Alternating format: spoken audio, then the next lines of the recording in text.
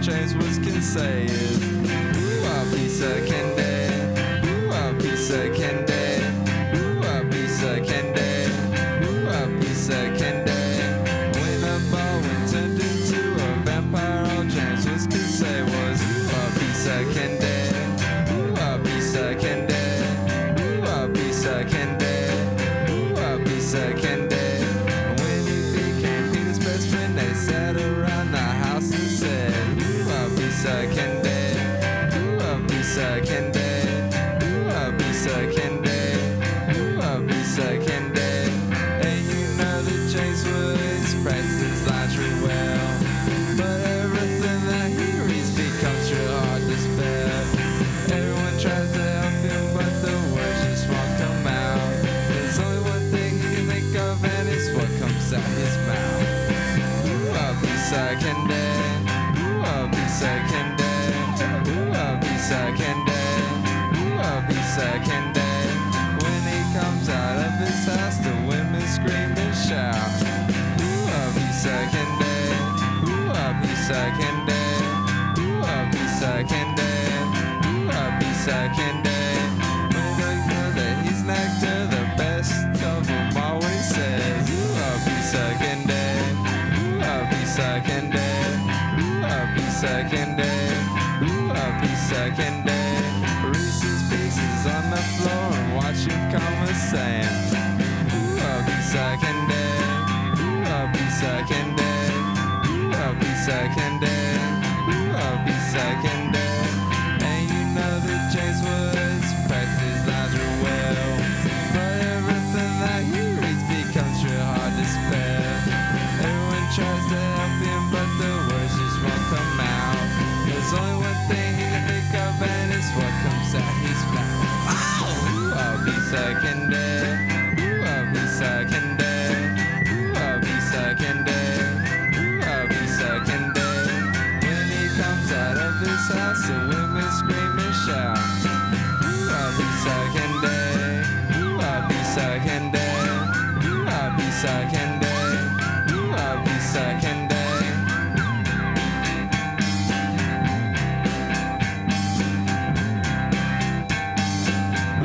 Piece of candy.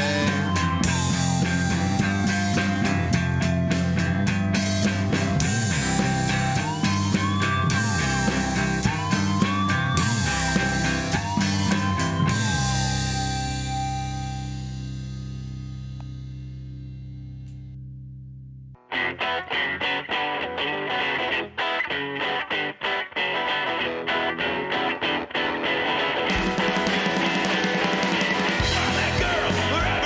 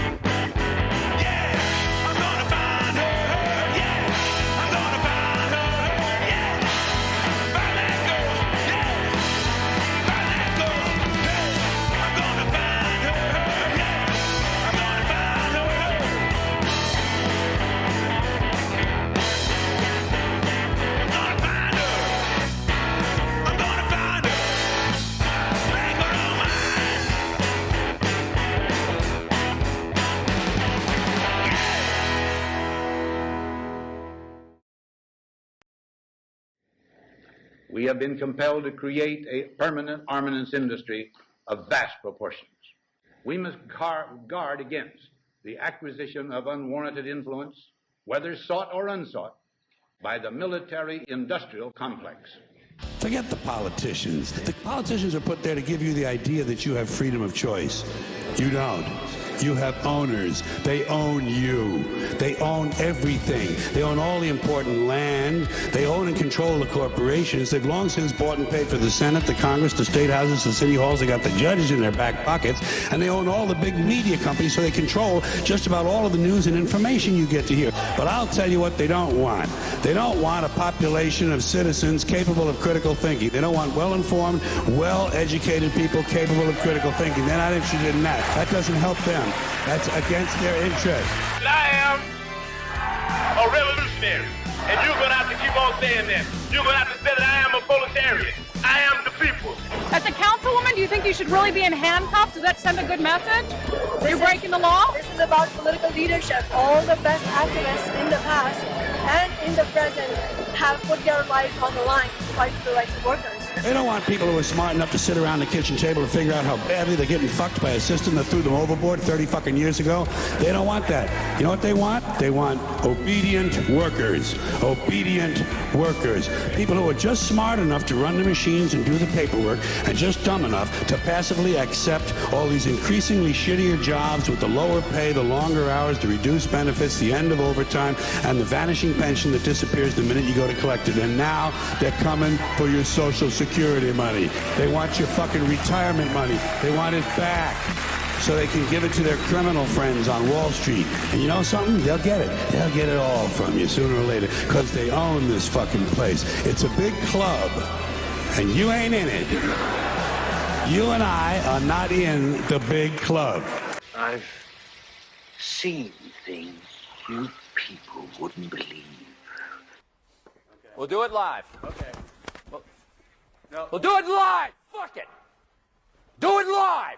I'll write it and we'll do it live. Fucking thing sucks.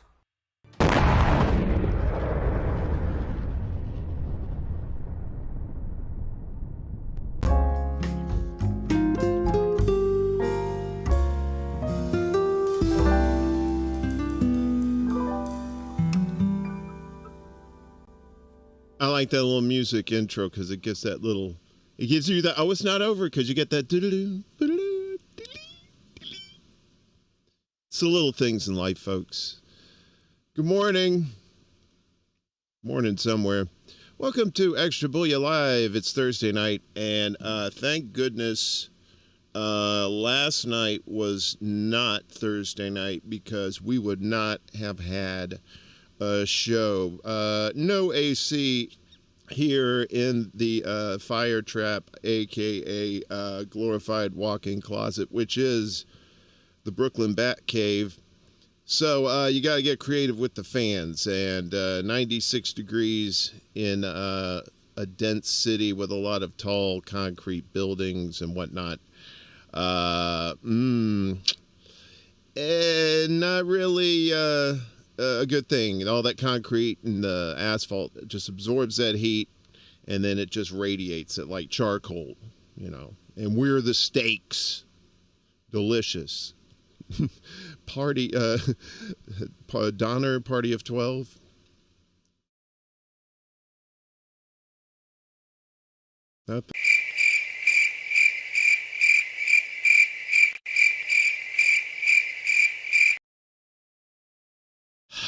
It's going to be that kind of show. Last week at Spectrum Internet decided that the show was going to go tits up. But we managed to persevere somehow, and hopefully, fingers crossed, we won't do that tonight. If you live in the Northeast or anywhere in the country, it looks like, I hope you're staying cool. Drink lots of liquids. Hydrate, hydrate, hydrate. Become Aquaman, Aquawoman, Aquatrans, whatever you are. Just put Aqua in front of your name. That's a pro tip from your Uncle Warren. So coming up tonight, we are screening a documentary from 2004 that I was fortunate enough to be involved with called Citizen Shane. It's about this young gentleman in his early 20s, decided to run for sheriff of Lowndes County, Mississippi. And if you're not quite up on where that is, that's the northeast corner of the state, considered by some to be the buckle of the Bible Belt. And the reason it's this young, it wasn't because he was so young that he was running, but he was running on a pro-pornography platform, among other things. So in the documentary, which was directed by Ron Tibbett and edited by Christopher White, a.k.a. Captain Peon, who's going to be joining us after the screening, along with Thurston Carver, a.k.a. Thor, good friend of Shane's and a good friend of mine. We'll be discussing the film. We'll be talking about Shane and the 17 years since his death. And maybe look at just what's going on in the world in 2021, you know, as far as like, you know, corrupt cops, you know, small towns, you know, that was a long time ago. So it's like, you know, nothing's new under the sun, as they say. So, so this is what we'll.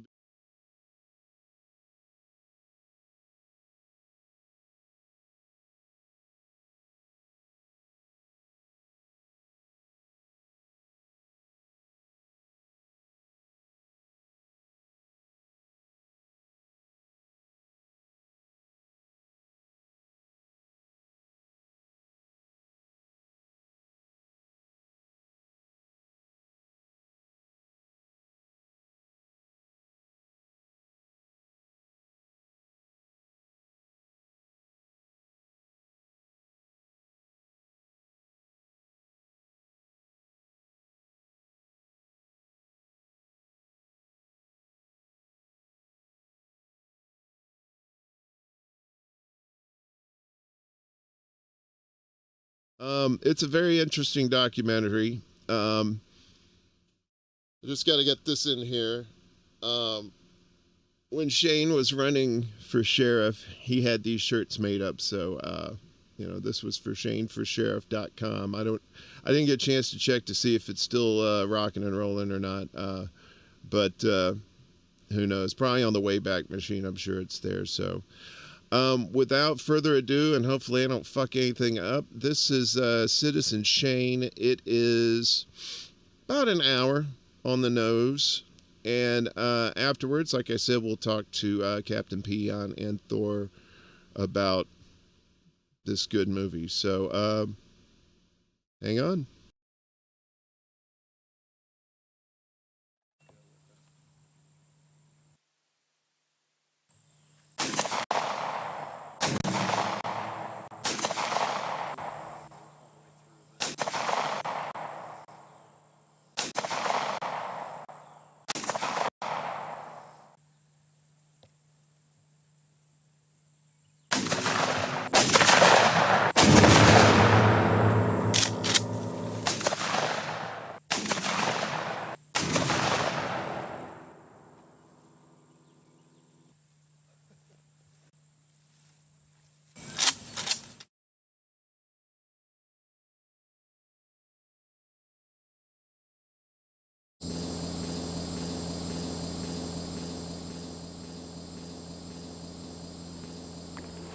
Hi, I'm Shane Ballard. I'm a Republican candidate for Lowndes County Sheriff. As a man of the cloth, I'm quite concerned with the destruction of our most sacred religious traditions. But as a fan of hardcore pornography, I'm also concerned with the preservation of our First Amendment rights. If you agree that it's high time the worlds of religion and, well, pornography should come together, elect me August 5th.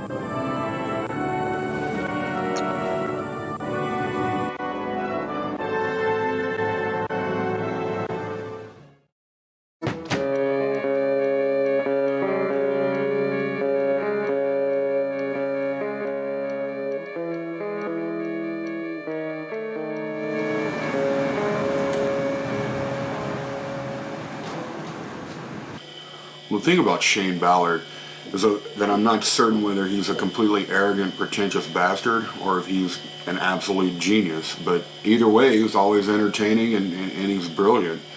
You know, the fact that he's running for sheriff in Lowndes County, Mississippi on a pro-pornography platform is, you know, is basically suicide. I mean, this is the Bible Belt. You can drive down Highway 82 leaving Lowndes County going into Alabama and you see many signs that say Jesus is coming, repent now. I mean, this is the Bible Belt. I mean, Lowndes County is the buckle of the Bible Belt. But, you know, I don't think he has a chance of winning, but I respect his right to do so. And I love Shane. I think he's a great guy. He's very interesting, and I really like him a lot. But I think at the end of the day that there's a really disturbed individual there.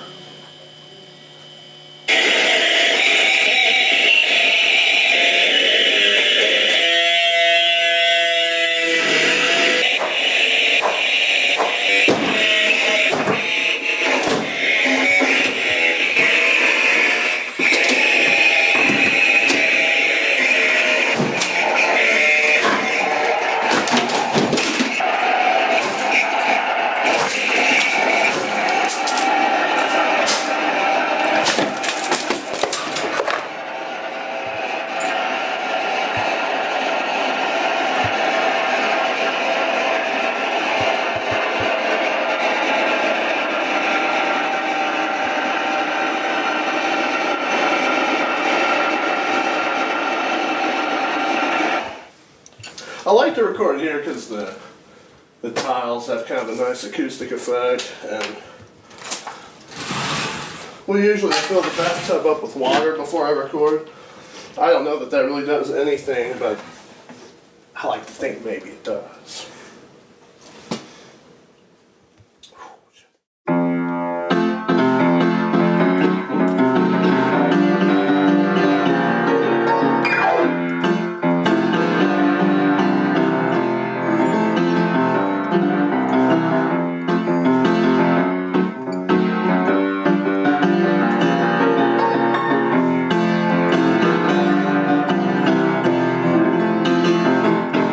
I was born here in Columbus, Mississippi on the 13th of January, 1981.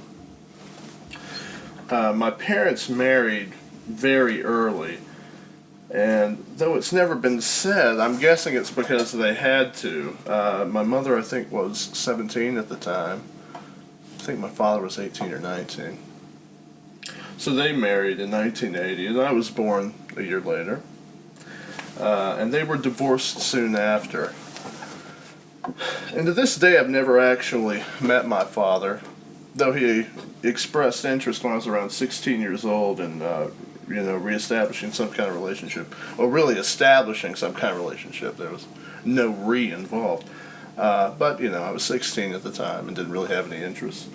And whenever he tried to get in touch with me again, I just wouldn't have anything to do with him. So, I can't blame him. Eventually he stopped trying to get in touch. So that's the story there. My mother was, I believe, let's see. I guess I was just a baby when my mother started college. She went to the University of Alabama. And she was there for a while. And during this period, I was living with my great-grandparents. So up until I was about 7, I lived with them. When I was 7, my mother started going to college at the W, which is a local college. And they have apartments there. So I moved in with her there, and for a year I lived with her. And when I was 8 years old, I moved back in with my grandparents due to the fact that my mother died. The circumstances surrounding my mother's death were always kind of mysterious, they were kind of suspicious. The official version goes that she was riding with this guy, and at some point she somehow managed to fall out of the automobile and died. And my grandfather did try to have it investigated, have it looked into, but he was threatened and told not to not to stay out past a certain hour at night. And I was still a little kid at the time. They could have, if anyone wanted to get to me, they could have, and that was their main concern. So they just kind of figured, well, she's dead and nothing's going to change that, but we can maybe prevent something from happening to her son. So that's why it was never really investigated further. But my grandfather was given, he was treated poorly. He was treated pretty badly by the Lowndes County Sheriff's Department.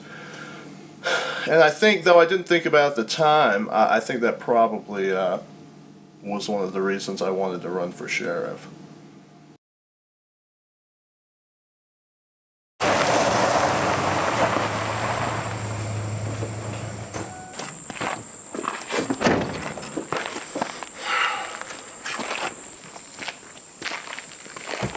Is there a problem, officer?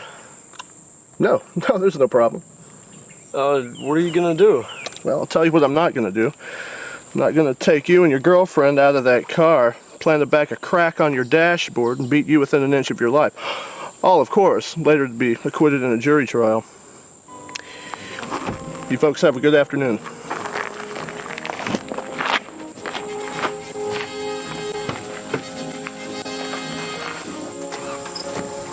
Wow, that law enforcement officer was actually courteous and pleasant to deal with. Yeah, unlike some people.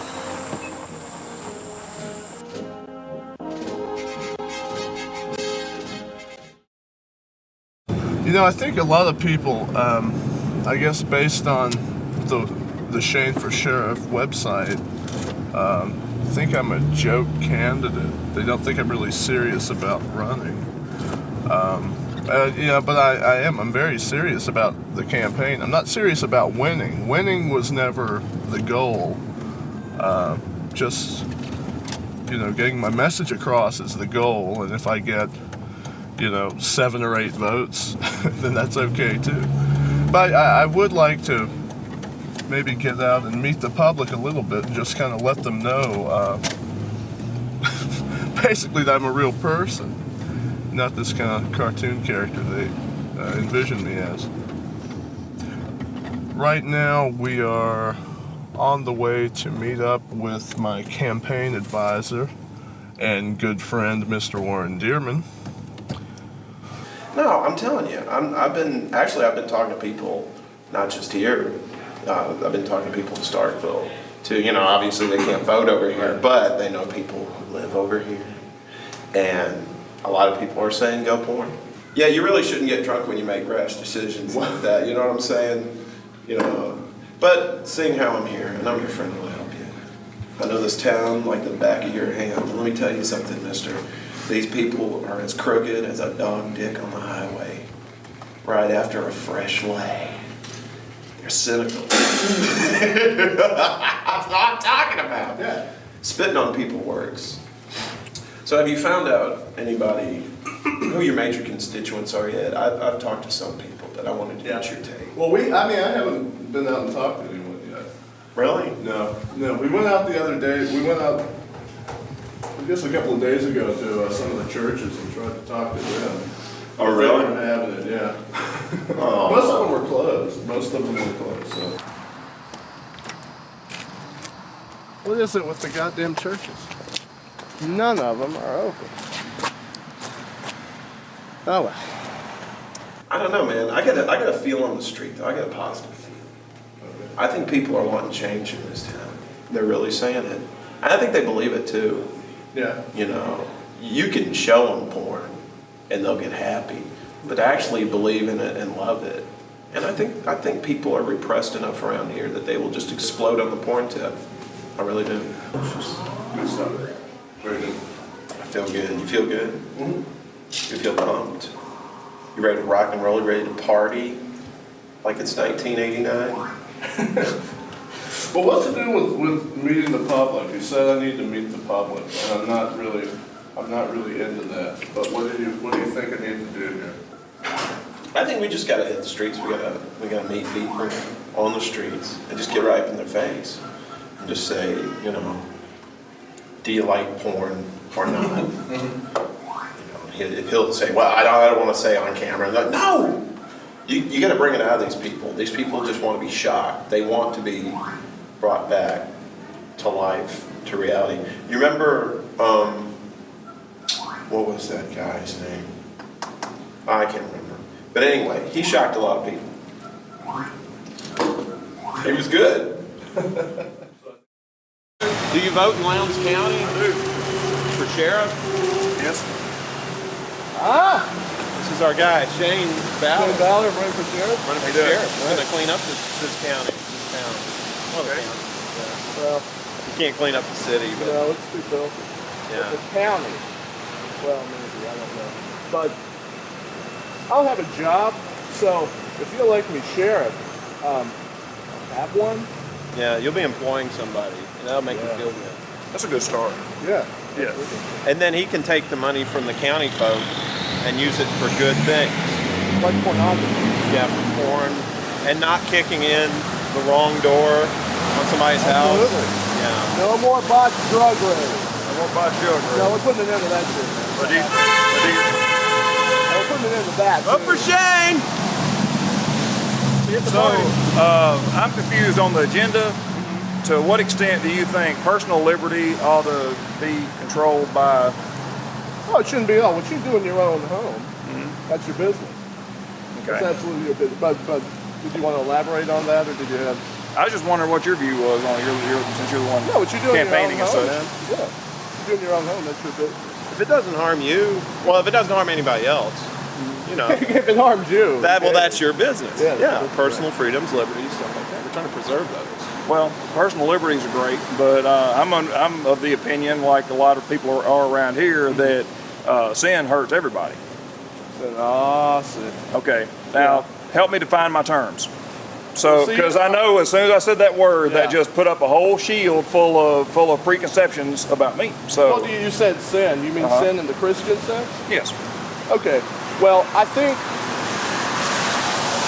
you can't govern a city or a town or a county basing it on religion. You mean like thou shalt not kill?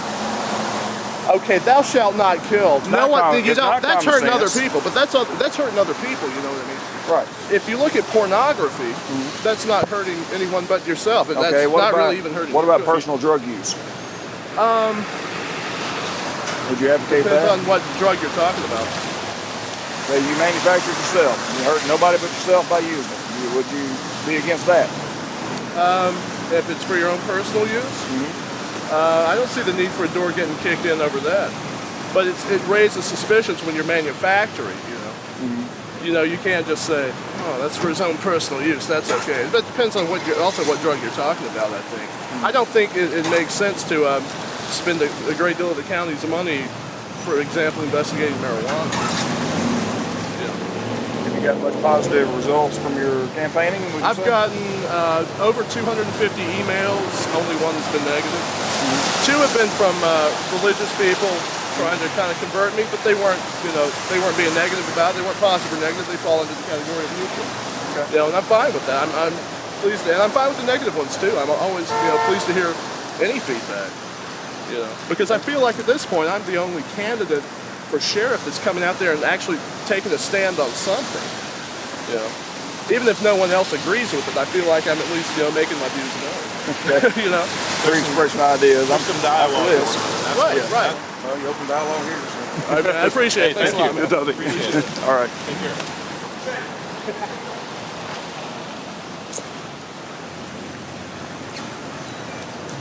Well, we got one. Okay, we got one. Comes another one. What's up, player? Not much. You gonna vote for Shane? You old enough? Yeah, I'm 18. What's Shane gonna do for this town? You gonna put that cigarette and put it up your ass, man. You better quit smoking. That's not good. That's not good for voting. We're gonna get the cops out of the porn shops and on top of their fat pig wives where they belong. Yeah. You like porn? Yes, I love porn. Do you love porn? Okay. I love porn. If you love porn, next Tuesday I'm gonna need you to vote for me. Yeah. Shane Ballard? Yeah, Shane Ballard. I'll get all my friends' fake IDs so they can vote for me. Great. Well, okay. Thanks, man. Appreciate it, buddy.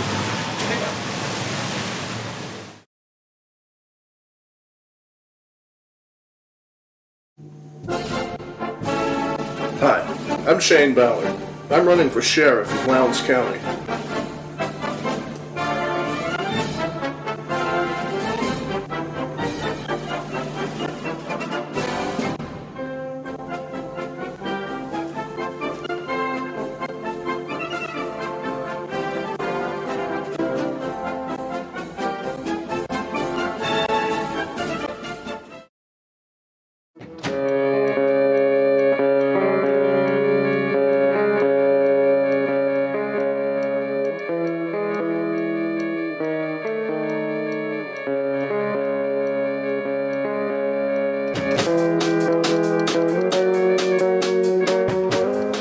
I grew up in this neighborhood. I've basically been here my whole life, I guess.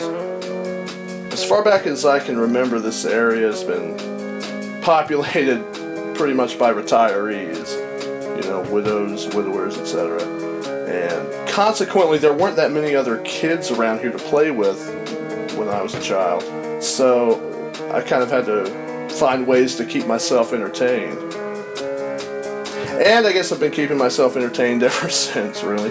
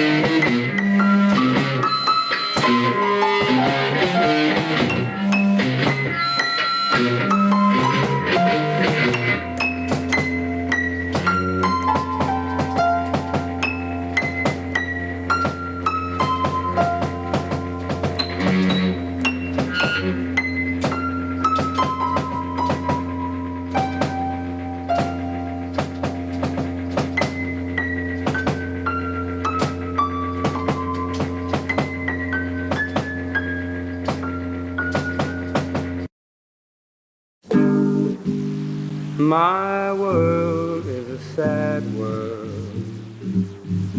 Often wondered if there's blame. Such a fool in a mad, mad world. With no picture in my frame. Well, I first wrote to Charles Manson after I got a copy of his 1967 studio recordings. This was around the time I think he was living in Beverly Hills. He had befriended people like Dennis Wilson, the Beach Boys, and I think he knew Neil Young a little bit too. Yeah.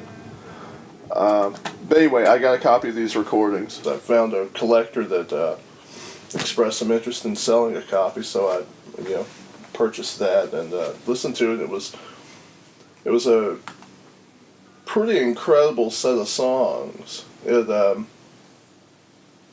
say it's one of the few times I've been moved emotionally by music. There was a lot of soul in Manson's playing and his singing as well.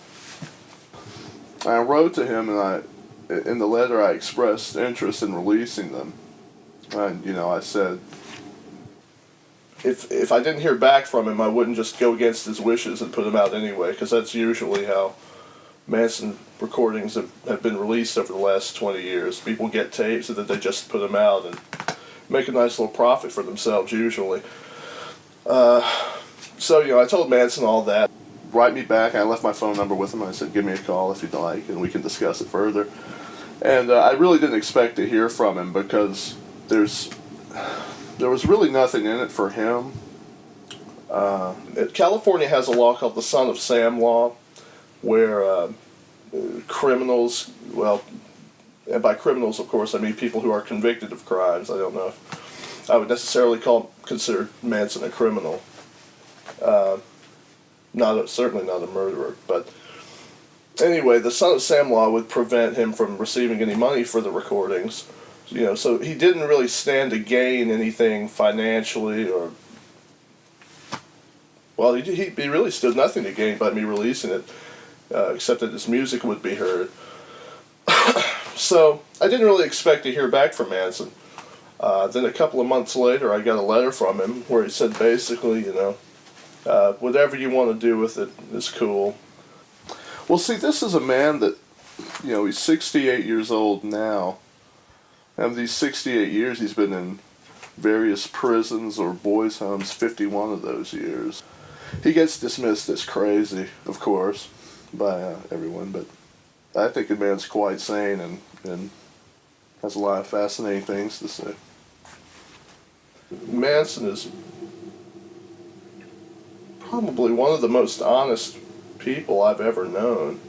He's certainly more honest than any politician I've ever met. Earlier this year, February, I think, he called for the first time. And I've been talking to him on the phone every once in a while since then.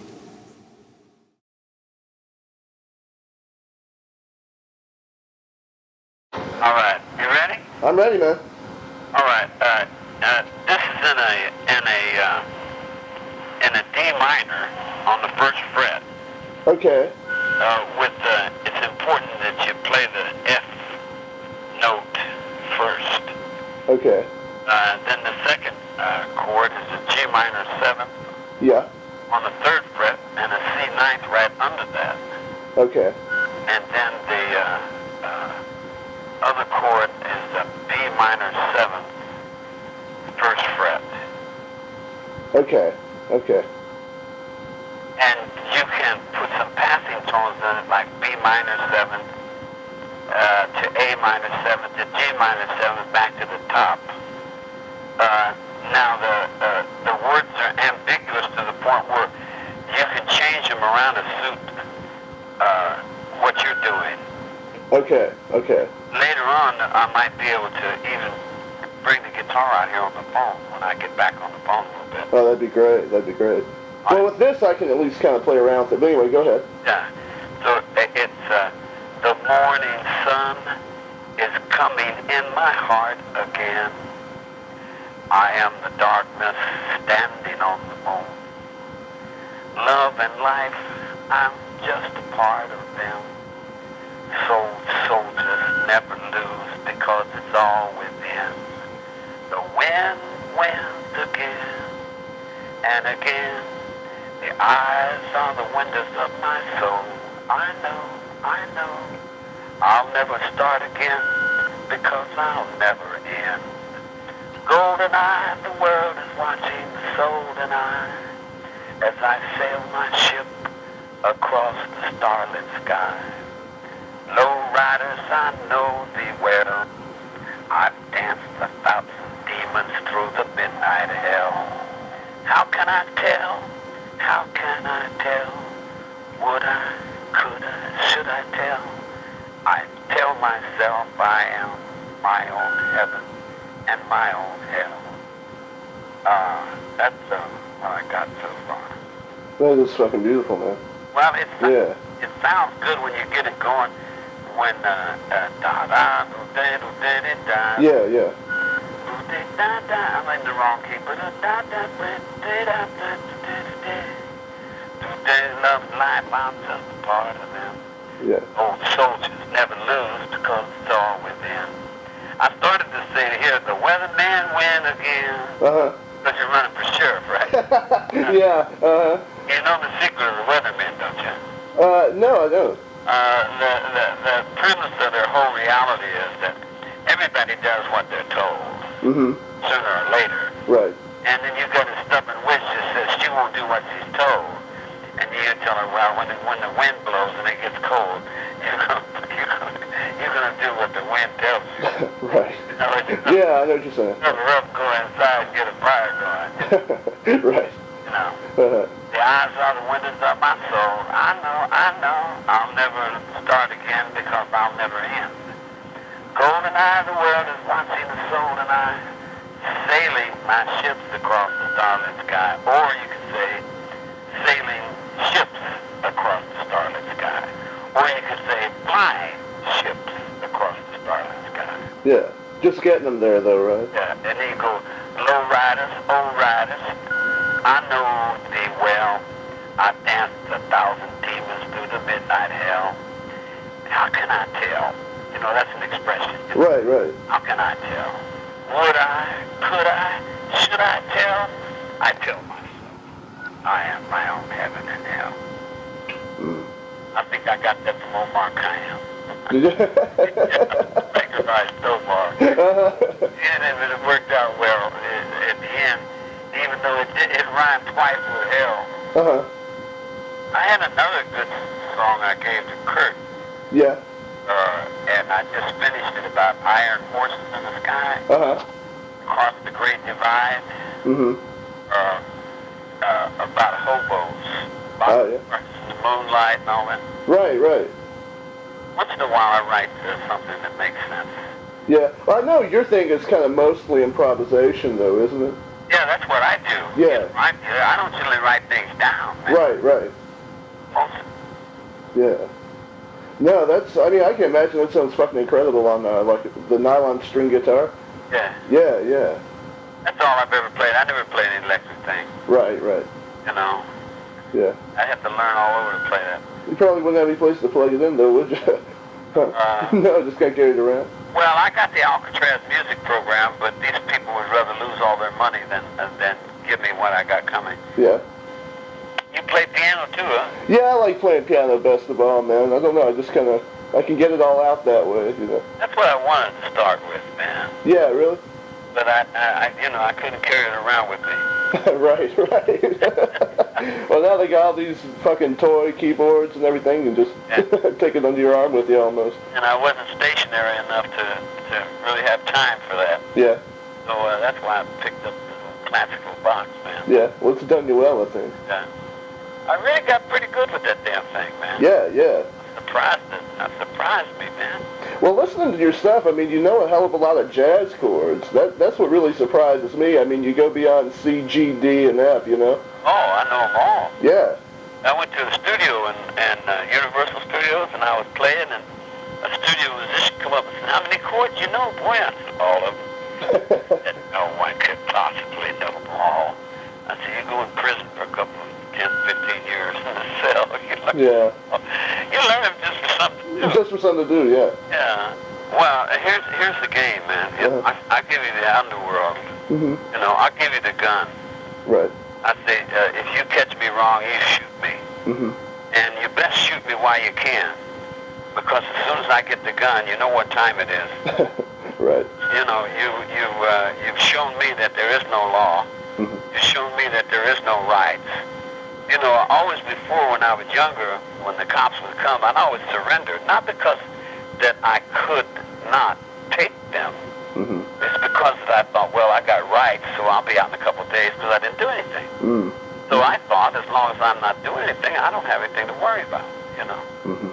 So I believed that. I believed in the United States, and I believed in the Constitution, and I used to have Barry Goldwater's picture on my barber chair. Couldn't talk bad about the United States and get in my barber chair, you know. Right. But then when I come into this state, I found out that that's not the way it is. Yeah, yeah. Everybody's doing anything they can get away with, and it's a madhouse, you know. So all the foreign corporations and foreign people are moving in because they see it's all open, it's free lunch.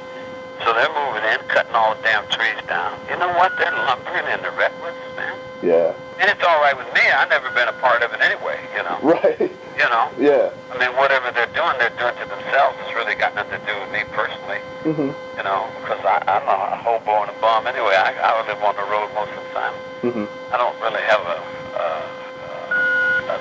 center, not in that society. Right, right. We don't have powerful people in our sheriff's position.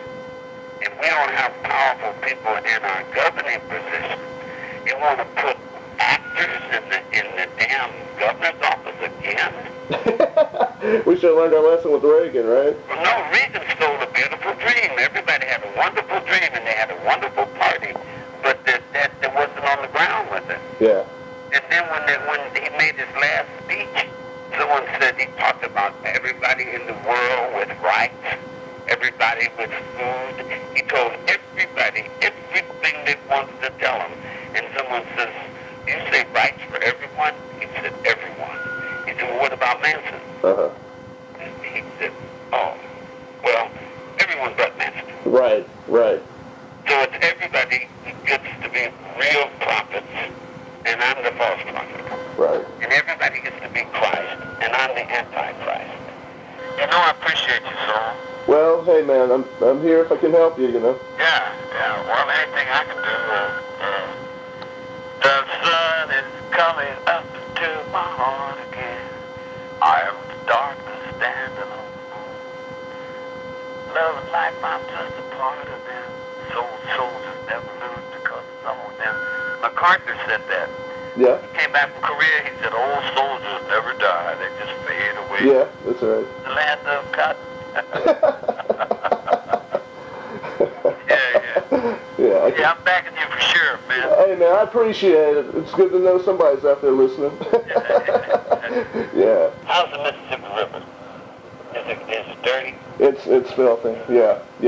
It's in bad shape. I'm sorry to say. Well, you've got to clean it up. Yeah. Don't say I'm just one guy. Look, I'm just one guy. Yeah. Yeah. I guess the ocean don't mind. Right. Sing your songs to have one, man. Absolutely, man. Yeah.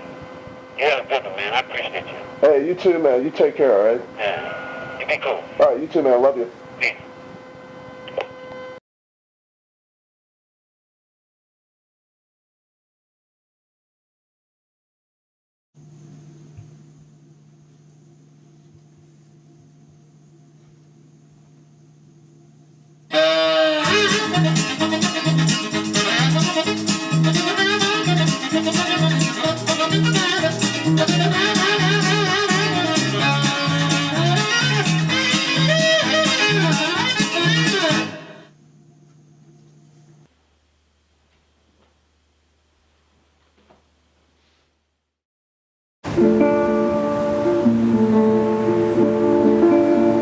The inside look like it's worse.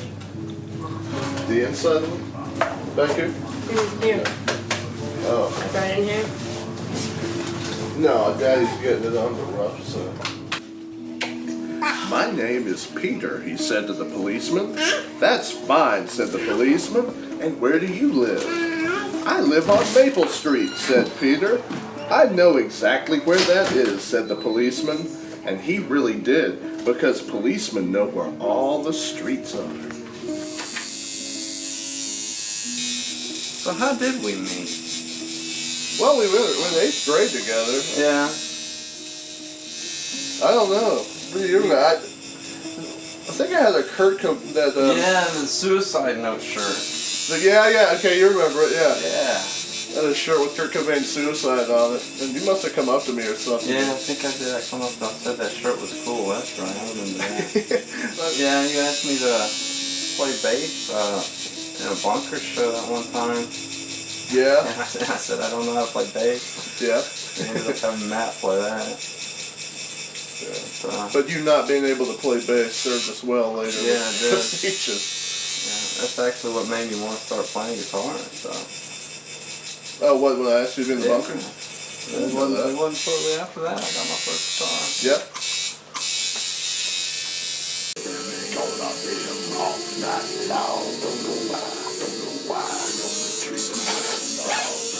I mean, I really like Pop Happy.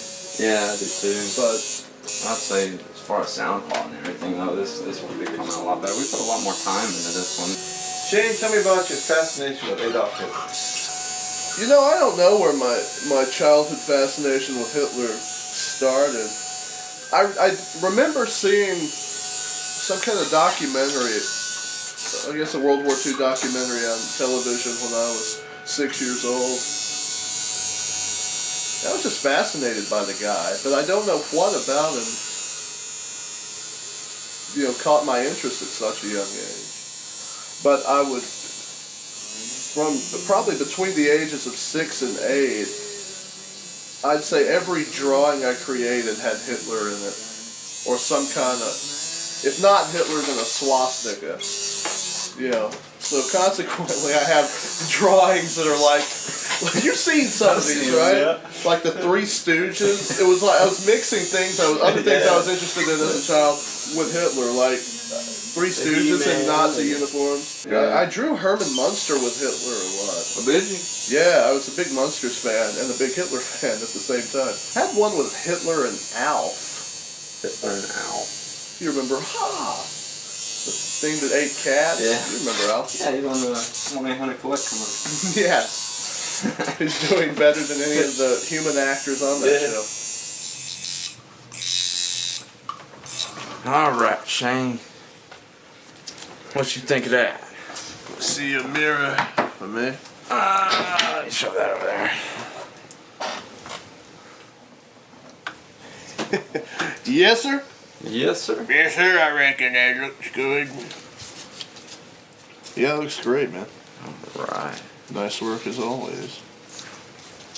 Cool. I'm not really sure how to explain my fascination with serial killers. It started when I was about 4 years old, and Richard Ramirez was on his killing spree. He was the Night Stalker. And I just remember watching the news every day, waiting to see the police sketch of him, because I guess I found it really interesting or creepy. I'm not really sure what I thought of at the time because I was so small, but I remember that very well. And later on, I guess at some point, I decided I was going to start writing them to see if any of them would, respond to my questions. I was about 13 years old at the time. The first serial killer I wrote to was John Wayne Gacy. I think I wrote him a note asking about maybe buying one of his Pogo the Clown paintings that he was very infamous for. And this is the first letter I got from Gacy, March 29th, 1994, which was just a little over a month before he was executed by the state. Anyway, he sent this note that says, Shane, the enclosed flyer may have some of my art, J.W. And he wrote that on the back of a photocopy of this news article, State Suing Gacy for Cash from Art. And because he made like $140,000 off his paintings. And when that got out, the state was none too pleased. So once I got a response from Gacy, I kind of thought, well, maybe I can write to some of these other guys and see who else I get a response from. So naturally, Richard Ramirez was my next choice because that's where my, fascination with serial murder began. So I wrote to him and I told him,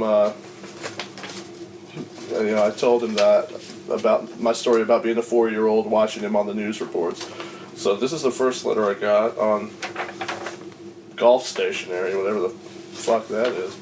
Anyway, it says, Shane, greetings. What you up to? I got your letter. Where did you live in '85? Hope I didn't scare you. Ha.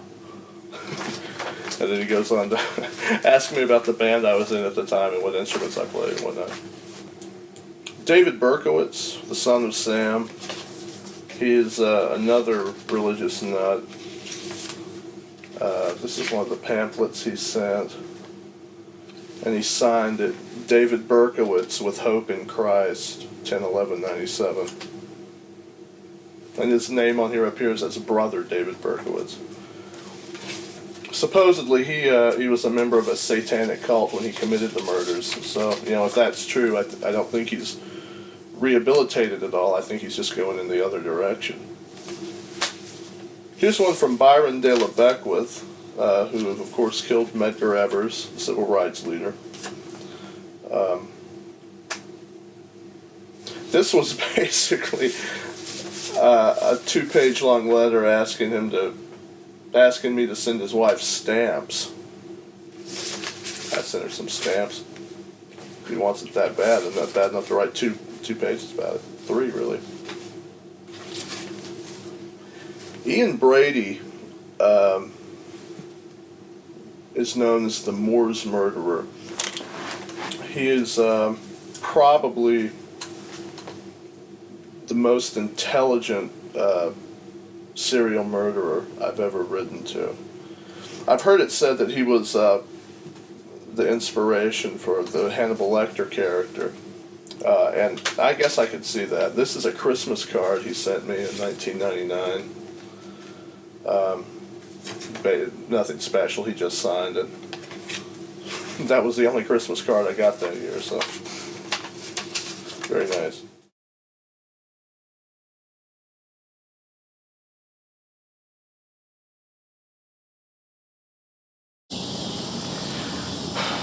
You know, I've been feeling really depressed lately. Oh, honey, what's up? Well, all the police abuse, wrongful arrests, and I just don't see why the clergymen and the adult businesses can't get along. Baby, you don't have to tell me. But what are you gonna do? Well,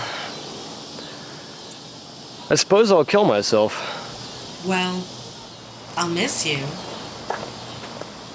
It's a shame things had to turn out this way.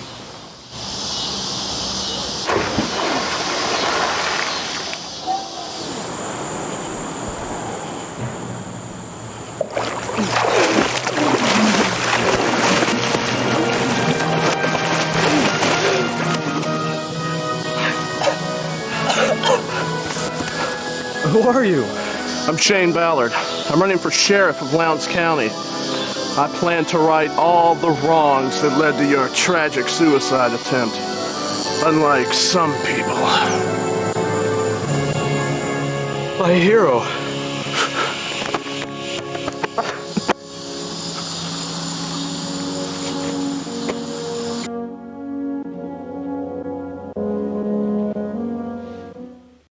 Oh, I'm Shane Ballard, by the way. I'm running for sheriff of Lowndes County. Thank you. Good to meet you.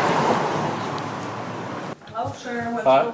What's going on? How are you doing? I was just coming here to introduce myself. My name's Shane Ballard. I'm a candidate for Lowndes County Sheriff. Oh, you are? Yes, ma'am. Just coming around here to introduce myself and ask for your vote on August 5th. Okay. All right. You're doing that campaigning, huh? A little bit. A little late maybe, but trying, All right. Yes, ma'am.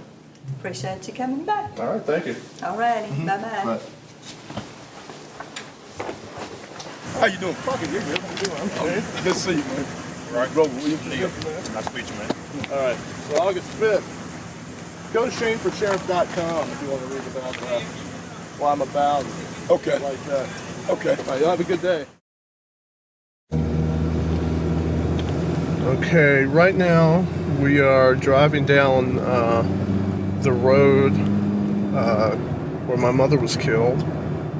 I'm trying to find a Tabernacle Church, because the guy she was with that morning said that he took her down to like the church grounds or something.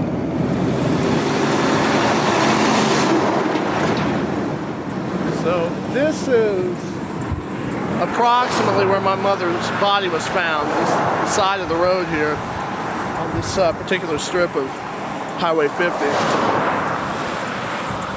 According to the guy she was with that morning, they were driving down this road and somehow she managed to fall out of his vehicle. You know, that story, of course, sounded kind of suspicious to us, you know, especially when you consider that this guy had basically stalked her on and off for something like 12 years. So my grandfather hired private investigators to look into it, and he found out that the guy she was with was a drug informant working for Lowndes County. So he, you know, if he needed to get away with something, he certainly had the connections. That and the fact that the guy she was with said that he had her down at the Tabernacle Church grounds or campgrounds or something like that, whatever it was. We think he probably made sexual advances towards her, and she said no. In fact, he said as much. But we believe that she was murdered down at the campgrounds and dumped here. Another thing that was kind of suspicious is that there was a large red stain on the seat of his truck that was written off in the police report as a paint stain. But one of the officers later contacted my grandfather and said, you know, don't let anyone ever tell you that was red paint. You know, that was blood.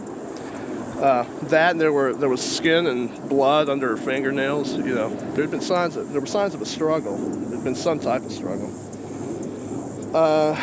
You know, all these, when you put all these factors together, you can't help but think there was a cover-up of some kind, especially considering who this guy was. And I guess that was kind of in the back of my mind when I decided to run for sheriff. You know, just the way the county handled this case and the way they treated my grandfather when he was trying to get answers out of them. You know, they just wouldn't tell him anything. They were very dismissive of it. But anyway, that's basically what happened the morning of August 5th, 1989. You know, it's when I say the day out loud, it reminds me that the date of the primary election this year actually is August 5th. It will be the 14th anniversary of my mother's death.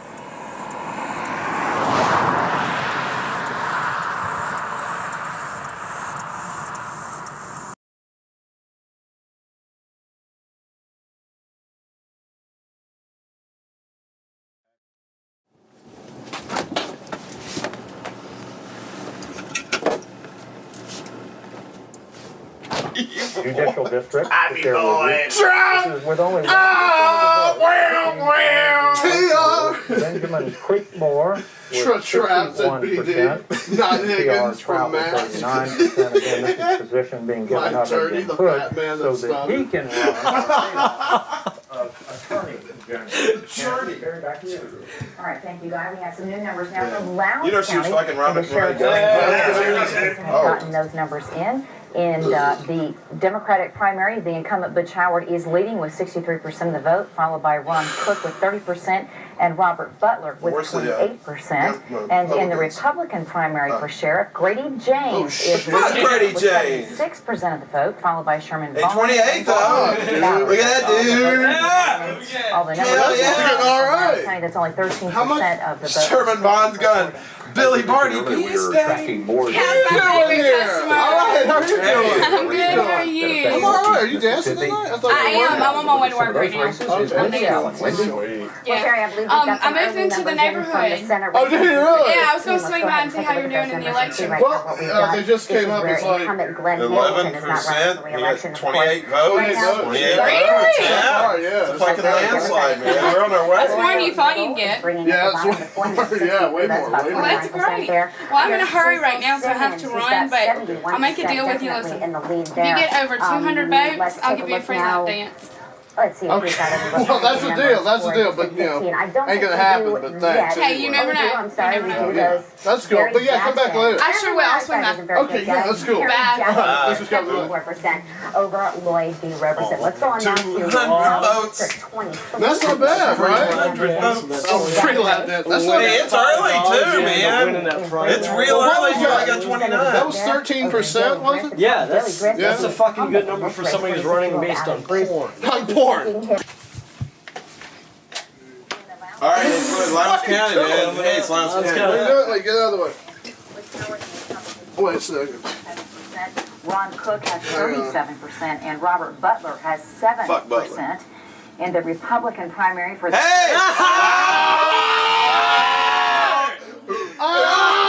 I'm still losing like a bastard, but I got 143. 57 away from. You're 57. Heinz 57. You're 57 Chevy. 8 squirrels in a tree. Rays and all previous rays with the sole purpose of distributing ecstasy to minors. Yes. Okay, well, I'm convinced I need They to should hear need more, to so I am distribute denying the motion ecstasy to to dismiss. East Columbus And, right now. we- All right, hey, Lowndes County. Lowndes County, Lowndes County Sheriff, man. Lowndes County. Here we go. Betsy's losing. Hey! Well, yeah, 237. Lap dance is coming. Here goes up like You're going. You get it. Here comes. I guess he showed the coffee shop last night. JMV!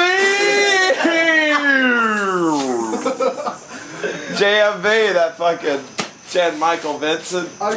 He was looking for you. Was he to manage us again? He wanted some XXXOOO, meaning them hugs and He or wanted that kisses. 3X from that Terms of Endearment video box.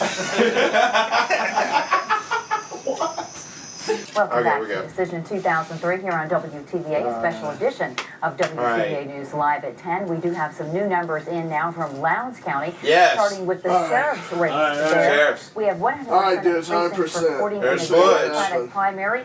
It does appear that What's Butch the Howard, the final incumbent, is the unofficial winner with 56% of the vote, followed by Ron Cook with 37% and Robert Butler with come on. 6% of the vote. In the Republican primary for Damn! incumbent Half the beast! All the fun! Half the satanic vote. Oh my God. 333. Easy as JMV. Fuck Sherman Vaughn. Damn, that's not bad, right? 100. How many? 333 That's what I'm fucking talking votes. about. Right. Oh man. Congratulations. That's not bad, right? 333. That's 333 perfect in Lowndes County, man. We're back. Take that shirt down, Cornelio. I can't take.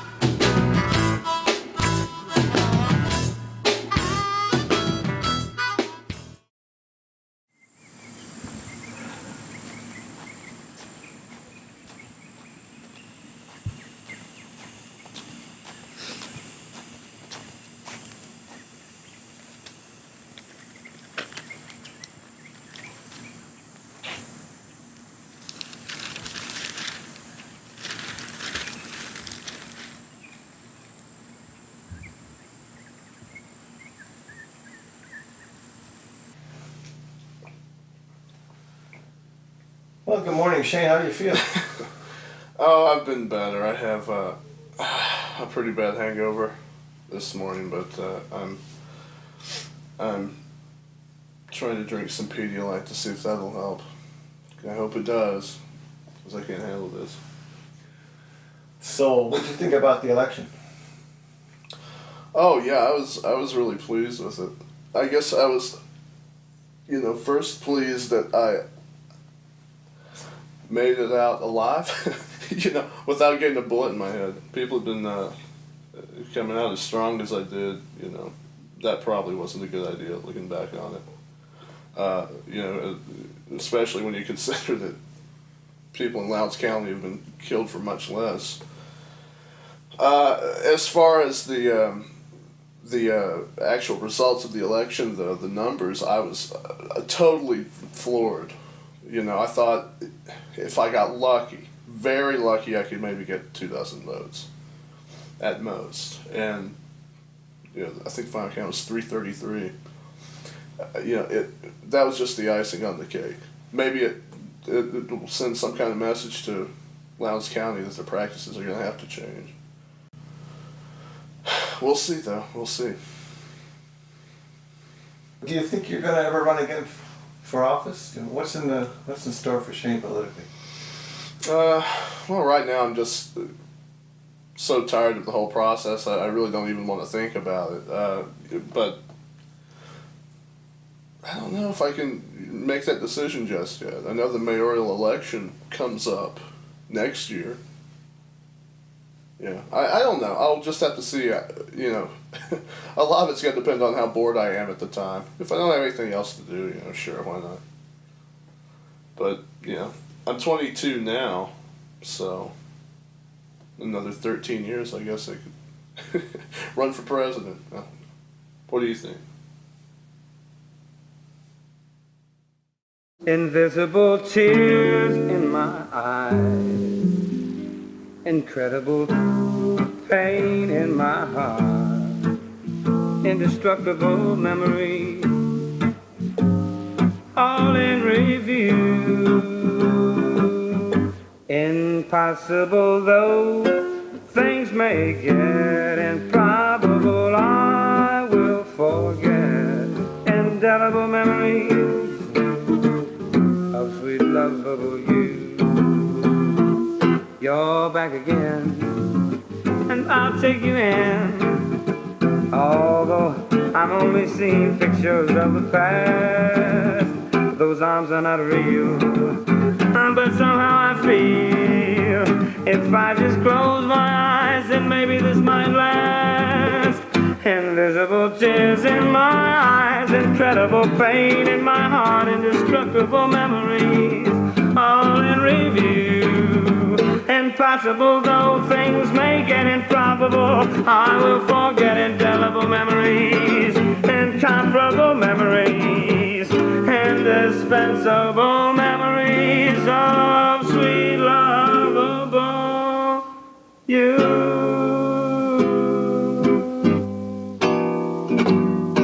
And all the cowboys went, what did you do to my son?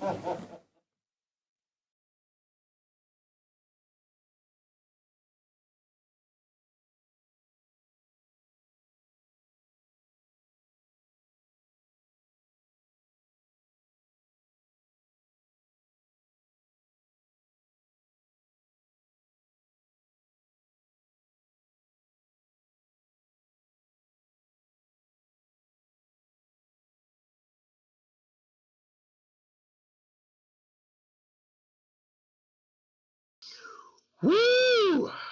All right. Oh my God! We are back. Oh. That's you talking, isn't it, Mr. Alec? We had brother. Woo! All right, hold it there. Hold it there. Dollar Tree, Liam Neeson. I got what the fuck that means anyway. Hey, the jerky's keto. We'll get to you in just a second. So, yeah, that was Citizen Shane, and kind of doing this a little different tonight. So bear with me, folks. Here, hopefully everything's cool. So that was the story of Shane Ballard, and a year after they finished with production, Shane took his life. And earlier that year, Ron Tibbett, the director of the film, he was killed in a car accident. It was very very tragic. I got some guys here waiting in the wings. First up, let me bring on Captain Peon. Are you there, sir? I am here, man. I do not see Bring me you. on. There you are. Bringing you on right now. Hey! So, Chris, you edited the film, so I'm sure that you worked pretty closely with Ron on the film. I mean, what was do you know what was kind of going through his mind? As and obviously he was kind of telling you what he wanted to edit, but you know, what do you think, you know, his vision of this was, you know? That's a really good question, man. I don't know. I mean, like you said, I mean, he would come in and tell me, you know, what he wanted. And there's definitely a scene later we need to discuss with everybody. I'm eager to discuss it because as an editor, I hated it. And I need to ask people about what they thought of the scene. So I don't necessarily know, except that I believe Ron felt Shane was he was intrigued with Shane. I would imagine Alec can totally, you know, dispute this, but I don't think he would. I think he was intrigued with Shane. I think Shane was an intriguing guy, and really nice, personable, and of course Ron just loved that. So I really believe that he loved Shane, and he thought, oh wow, him running for sheriff, that's going to be a great documentary, and it was. It really was. It was a hell of a story, and you know, kind of. We have to be fair. That's part of the parts of the documentary were kind of embellished. You know, the lap dancing part. You know, yeah, you know, yeah. What are you talking about? Sorry. So that's a little Ron Tibbett sweetening it up a little bit, but I mean, it didn't detract from the actual story. The actual story of Shane himself and what he went through and what, you know, his mom's murder and all that. You know, that was the meat of it that I think that, you know, but he, right. Sometimes, where did you go? There you are. There you are. Sorry, we're doing it live. But yeah, so I mean, when I you know, I have my little parts to play in it, and that, yeah, we were actually at that pizza place talking about how we were gonna you know, we need to go out and like meet some people on the street. And the kid, the second person we met, that was somebody that we knew, so that was just a little fun gag. But the dude before that, Mr. Goatee guy, that was like was just like really amazing, you know. He was random. He just like he was literally was going to the post office there, and we grabbed him. It was like. And it was just them. You could, you know, it's like, you know, when you're taking video of like a big giant open field, you know, and it's pretty anyway, and all of a sudden these birds just kind of like take off in the background. I think what's his name was talking about that in Braveheart when he did that. When he saw that, he said the happy accidents, you know. So this guy was like a happy accident. We could have had somebody that was just like, huh? Why you want pornography here? It's all evil and shit. What? So two things, like, yeah, you and Shane at the pizza place. One of my favorite happy moments, and I think Ron let me keep it in there, was that zoom out that he does from the table. Timed perfectly with the arcade sound in the back.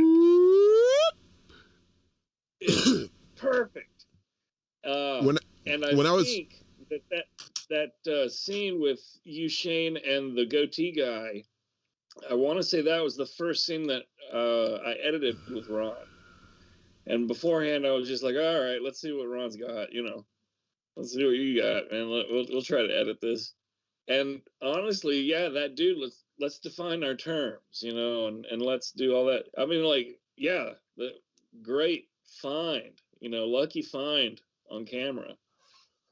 Yeah, I just wish more people in that area were like that dude. He seemed very, I don't know, maybe if he saw the camera and he thought maybe I should be on my P's, you know, my P's and Q's and not sound like a crazy redneck. But I didn't get that vibe from him. He just sounded just like, you know, the friends that we knew, you know, in Columbus and West Point and places like that.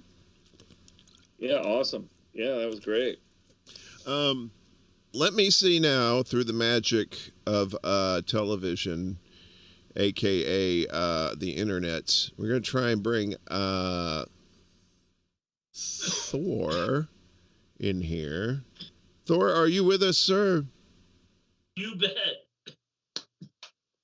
All right, there you are. Okay, yes. All right, so this did some wackadoodle shit, so let me get off that for a second. And it's like I say, I'm the captain of this Enterprise, the Starship Extra Bulla, and it's also you know, I gotta be Sulu, I gotta be Uhura, I gotta be Scotty, I gotta do all that shit. An adventure every week. Hang on a second, Thor. We're about to get you in here. Thurston Carver's a good friend of Shane Ballard's, and he's known him, I think, a lot longer than any of us have, and you know, I met Thor through Shane, and you know, it was. The way I met Shane was kind of odd in how it worked out, but it was great because I met Shane and then I met all of Shane's friends, and all Shane's are pretty cool. So let me bring in a good friend of mine here, Thurston Carver III. Yes, Lovey, aka Thor. I know. I'm sorry. That was a horrible joke. All right.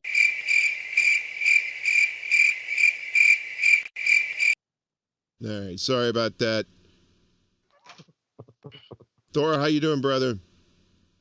Pretty good, man. Yeah? You chilling there with that artwork behind you? I like that. That's very nice. Who did that? This one right behind me is my mom, and that one was stolen from a place I worked. Well, that's unfortunate. Never mind. I was gonna ask you if you stole it. But I don't want to incriminate you on. I'm not going to incriminate you on the internets. All right, we're not going down that road. So, like I said, you know, you've known Shane probably longer than any of us. I only knew Shane the last 4 years of his life, and Alec, who's coming up here in a second, he is just a baby. He's just a wee one, or at least I always thought so. But like a baby brain genius, you know, that you know may or may not be able to time travel. Anyway, that rambling being said, tell us. I mean, what was Shane like when he was young? You know, how long have you known Shane? I met Shane probably around the time he turned 18. I had found the first Bunkers EP at a local record store, and somebody recognized him. And this guy was just like, "Oh yeah, he lives down the street from me." I was like, "Well, I got to meet this dude because I want to make some music with him." I was, you know, really into experimental stuff. But yeah, I would guess I met him when he was about 18 and just hung out with him from then on. Nice. Yeah, I met Shane through a girl I was dating at the time. We all know who that is, but everything's fine. You know, she's actually got two kids now. So you know, and she doesn't look like she's aged a day. We're friends on Facebook. You know, yeah, she's yeah, I mean, what are you gonna do? You go hold grudges and stuff like that. It was fun when Shane. It was fun to hold grudges when Shane was around, because he was just like, you know, yeah, I'm down with that too. You know what I mean? Because you know, you know, I mean, you know how Shane was. He was if he liked you, you know, you were like in. But if he didn't like you, you know, there was something seriously fucking wrong with you. You know, that, you know what I mean? And that coming from somebody like Shane to be like, you know, if Shane don't like you, you know, but I met him through the ex-girlfriend, and, you know, I was just like, the first time I saw him, I was just like, this guy's a character. And I always love characters. I always love like interesting looking people. You know what I mean? But, I mean, did you guys have bands like in high school or anything? Or, you know, when did the music start? The music probably started immediately as soon as we started hanging out, man. We were both into weird experimental stuff, and he was really open-minded musically, you know? So yeah, immediately we do that, and then we'd start recording as soon as possible. He had already had Facetious with Aaron, and then the Bunkers with, I think, a series of people, but it was all just him. I'm pretty sure it was all just him on the recording. And then, you know, he had a couple of records just of his own. But yeah, man, like the music started immediately. But at the end of the day, like for all the music, this guy just became my best friend. Like this was the person I wanted to hang out with and spend all of my time with. Because he was just an interesting person with an interesting perspective who just sort of didn't give a shit what people thought about him. In general, though, if he liked you, he definitely cared, you know. And that was one thing, like you said about him. I wouldn't say so much he held a grudge, you know. He was really fearful. This was a guy who disliked traffic so much he'd take 3 rights to avoid taking a left across it, you know. So it just got to the point that I think that either he sensed that he enjoyed your company, or he sensed that, I mean, he always knew he wasn't in the best of health. So that he didn't want to waste his time with somebody whose company he didn't enjoy. You know, and if he enjoyed your company, he was up for basically anything. This is, hang on a second here. I got to look at this science. This is, he's got music on Bandcamp still. So for those who are interested.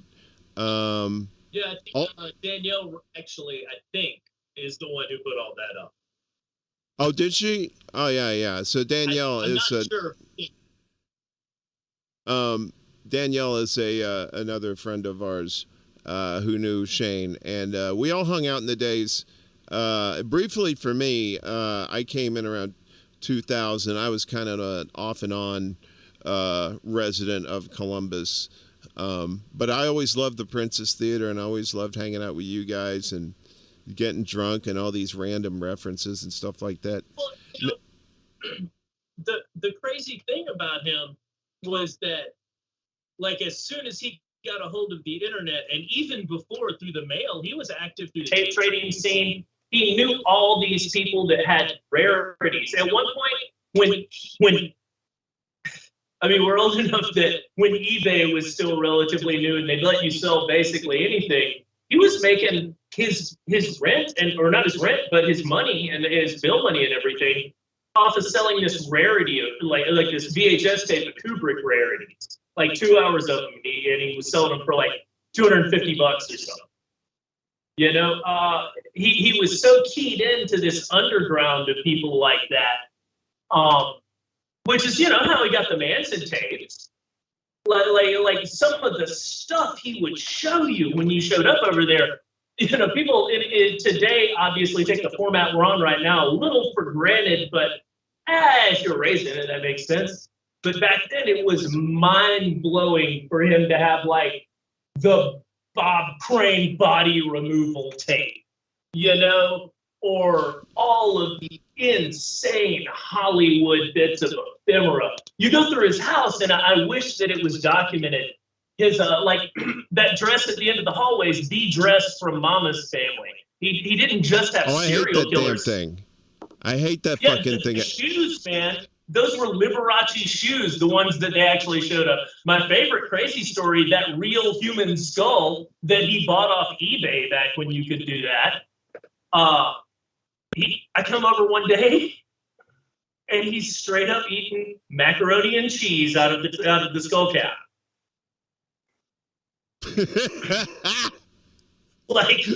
Like you just never knew what was going to happen when you showed up at his house. His hot sauce obsession, man. Like it's like he was pepper spraying his own mouth. He would just smear Dave's insanity sauce over everything. And like I said, it was just insane. You'd show up, this guy would be watching like outtakes from 2001, eating chicken that you can't get within 3 feet of, while just going on about it, talking to somebody on the internet who is fucking selling some random bit of rarities from like Welcome Back, Kotter. Like it was for its era, it was definitely very bizarre. Well, I mean, what year was the first album? I mean, hang on a second here. Oh man, that's been a while back, and I'm old and have done was many that talks against it now. Was that like mid 90s, late 90s? Late 90s. Pretty much all of his musical output, I think, starts around 96, maybe 95. I could be wrong, but you know. No, I hear you. Hang on a second. I'm trying to pull up the Manson thing here. Give me just a second. Alec, we're going to get to you in a second, but I promise you that. You still with us there? I know you've been sipping a little bit on your the crickets. All I'm saying is that Alec, I wanted to be like Warren. Bring up the occult connection to all this. And that's all I got. Now here we go. Now just to be the fuck happened here? Well, this is interesting. Where's my mouse? I don't think my mouse works. My mouse doesn't work. I don't know what's going on here. Hang on a second, guys. We're going to take a quick break. Maybe. If I can figure this out. Hang on just a second. This is very embarrassing.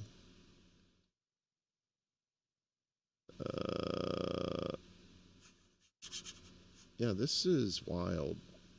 I don't know what's going on.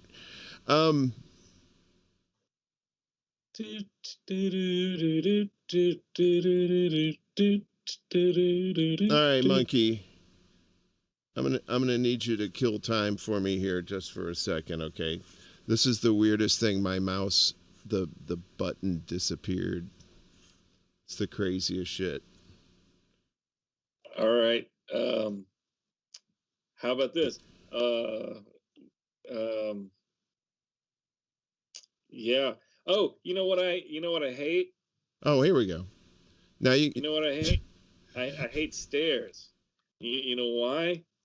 Because they're always up to something.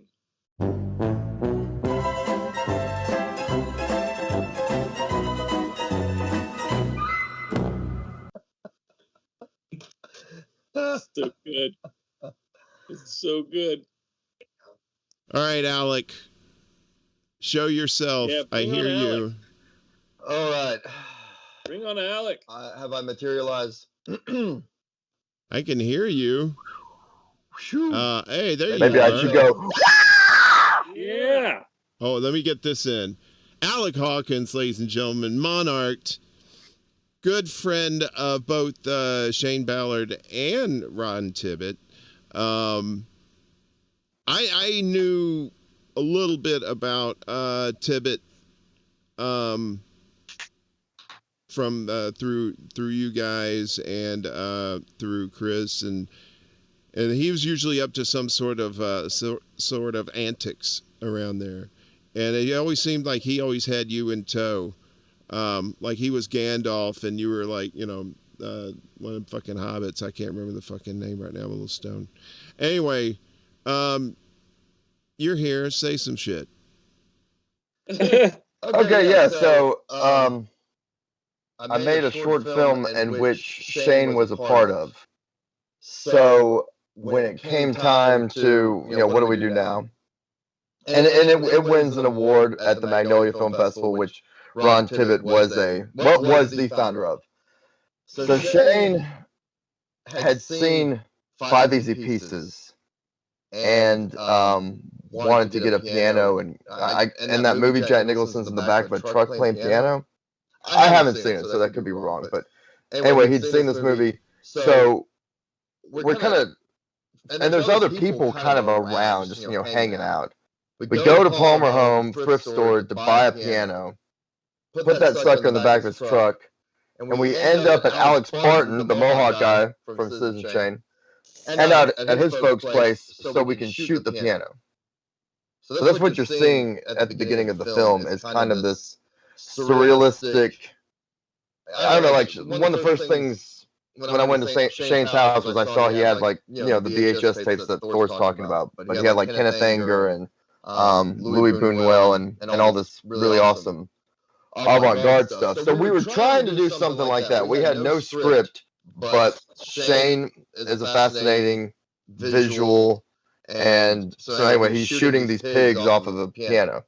So somewhere in all this just chaos, Ron Tibbet is like, Shane would make a really good subject for a documentary. That's what you should be doing. You know, hello, McFly! It was very bad. And at some point, I think Ron just thought, wait a minute. No, that's a terrible idea. Alex shouldn't do that. So Citizen Shane became this project that Ron was doing. I think he had probably been really craving a way to express himself after, you know, he had his stuff that he did. It wasn't like he wasn't creating and doing things, but he was also helping people with the film festival. It was a really great thing. I mean, folks would come from all over the country and the world, because over the years the reputation just grew that the mag really treated filmmakers well, if you know, if they would come and everything. So sorry, Ron's a great guy.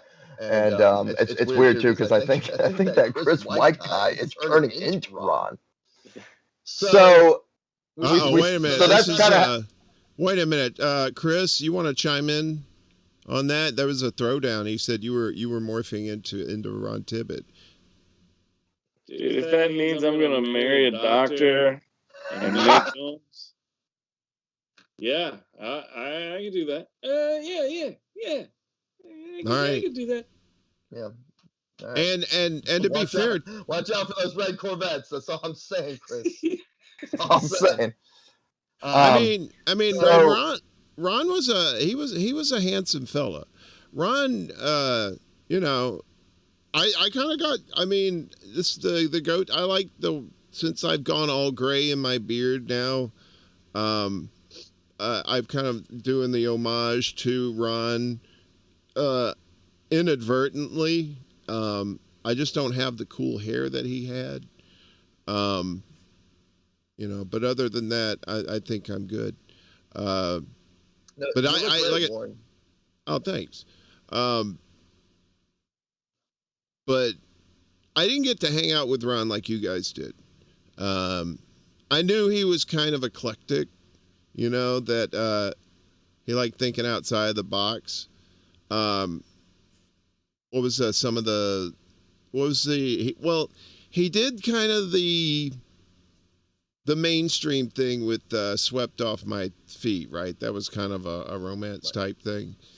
And then talk about the movie that you directed, and did Tibbet have any influence on that? The one you were talking about earlier? Yeah. So real quick. Yeah. So I it's like maybe 11 or 12 when the Magnolia came to town. And I'm sorry for the folks at home if I'm feedbacking. I guess Shane's here with us. And I've got a little water in the bathtub, so feedback. I like Ron was like a mentor, so and yes, it's kind of you to say that he like had me in tow, because it was more like I was up his butt. Ron was like the reluctant mentor, but he was a really good guy. You know, he was a good guy. I think he was mentoring me more because he, you know, is a good person, not so much that he was like, yeah, this is great. I'm an older man, and here's a child that wants to be around me all the time. So basically, Cookie Jar, the film we made, that was the first time I brought Ron a script, and he didn't just like throw it against the wall and, you know, not like he was mean. He's the kind of guy I would run home and like, okay, either like work on that script, implement his ideas, or completely start over. So Cookie Jar was the first script that I brought to Ron, and he was like, yeah, kid, make this movie. So yeah, Ron was, yeah, I mean, he was a good guy. I'm very grateful as a kid. Yeah, I'm like feedbacking the folks at home real hard. No, you sound good on this end. Okay, well, so that was, yeah, Ron was always kind of there. And what's crazy is, I go to hang out with Thor out of state, and that's when I get the call that Ron dies, and that's in July of 2004. And then Shane, right? Or was it June? It all happened really fast, because Shane dies in August. Yeah, they were only within a few months of each other. Yeah. Okay, maybe I missed it when you had that nice memorial at the end. I didn't think to look when Ron died, but in my memory it was July. But there's no way it was that close to Shane, because over the phone Shane was really kind and let me know some stuff, because I felt bad. Ron and I didn't even tell Ron I was leaving town. So never, don't do that, kids. You never know when people are going to die.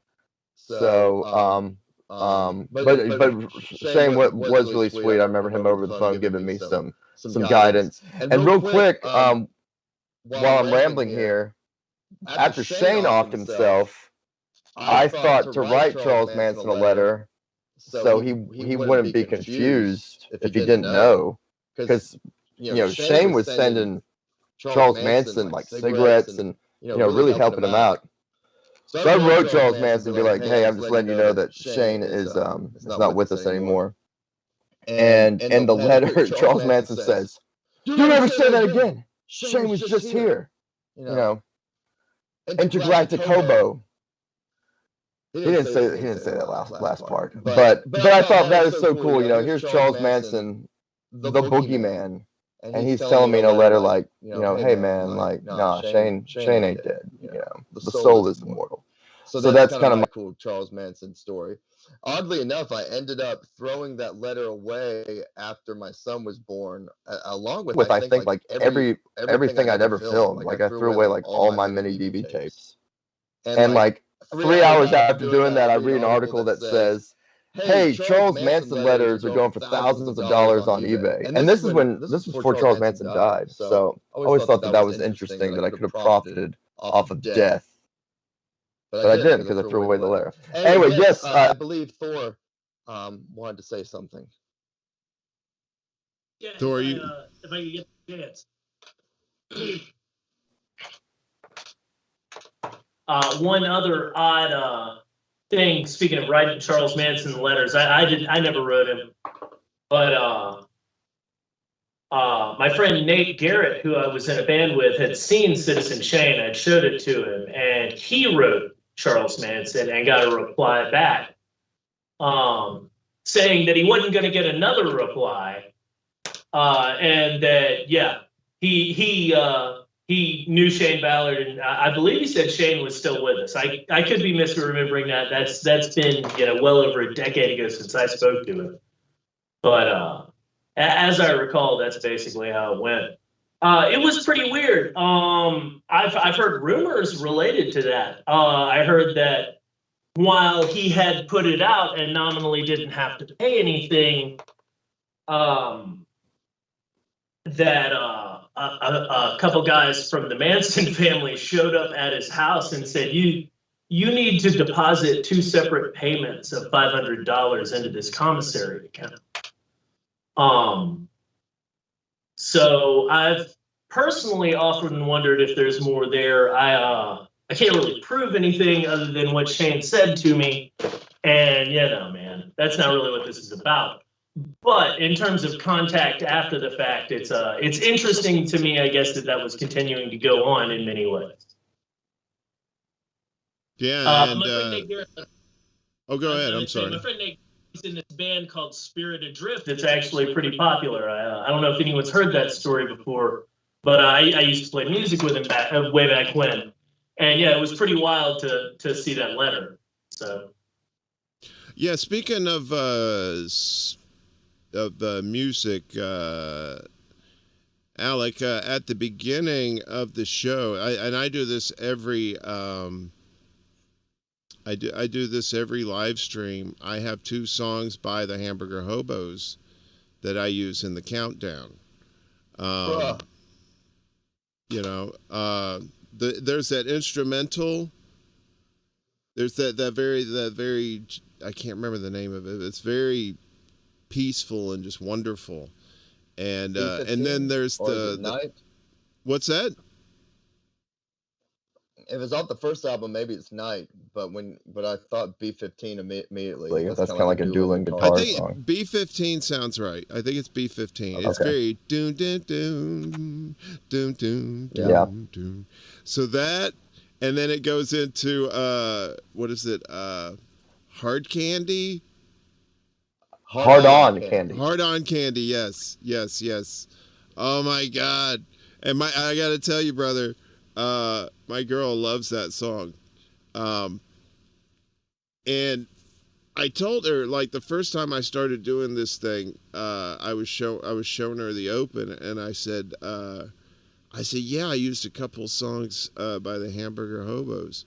By the way, if this shithole ever starts making any cash, I'll be sure to throw you a few bones for, keep everything honest. But but I said, yeah, I said I used Hamburger Hobos. She goes, oh, did you use that Hard on Candy song? I said, fuck yeah, I used that Hard on Candy song. I love that shit, man. Baby. Yeah, it's you know what, you missed the very beginning, right? Right. Yeah. Okay, well, I was gonna say we could see this here, but I think it takes like about 5 minutes of just nothing. So, but anyway, this show's gonna be up as soon as we're done. It'll be recorded, so you can go back and watch the beginning and see what you missed. That's what it's all about, man. We're taking care of you over here. Speaking of taking care of you, is everybody amenable to a quick break if you need to have a little potty break or something, maybe about a 1-minute break? That sound good for you guys? Sounds good. Yeah? Sounds nice. It sounds nice, yes. All right, you all sound like animals, and I thank you for that. I've gone blind. I don't know what's going on. Do y'all hear me better if I take this out, or am I still feedbacking? I'll check the comments when I come back from touching.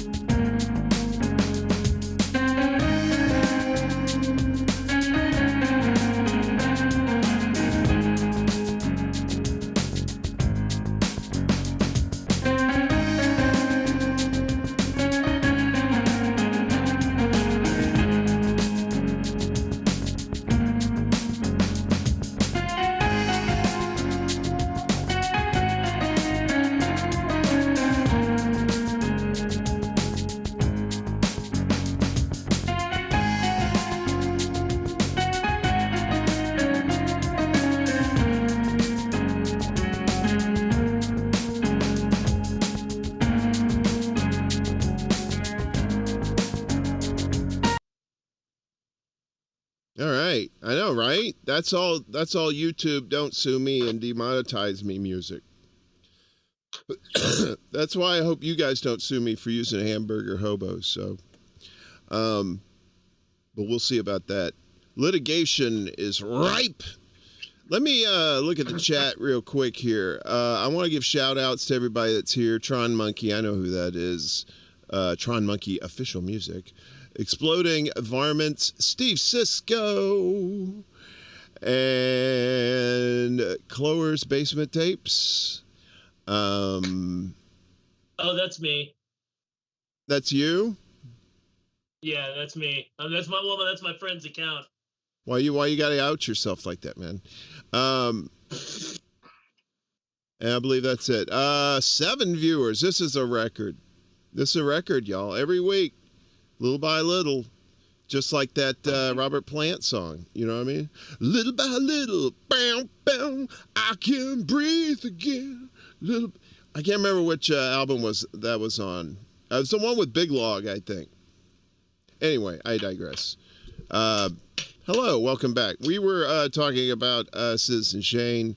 I want to, we've been talking about Shane. I want to talk a little bit more about Ron Tibbet with Captain Peon here. Captain, you knew Tibbet for a long time. Where'd you meet Tibbet, and how did your relationship, come together? Good question. I can't remember how I met Tibbet. How did I meet him? Man, that's what you get when you cross an elephant with a rhino. Oh boy, yeah.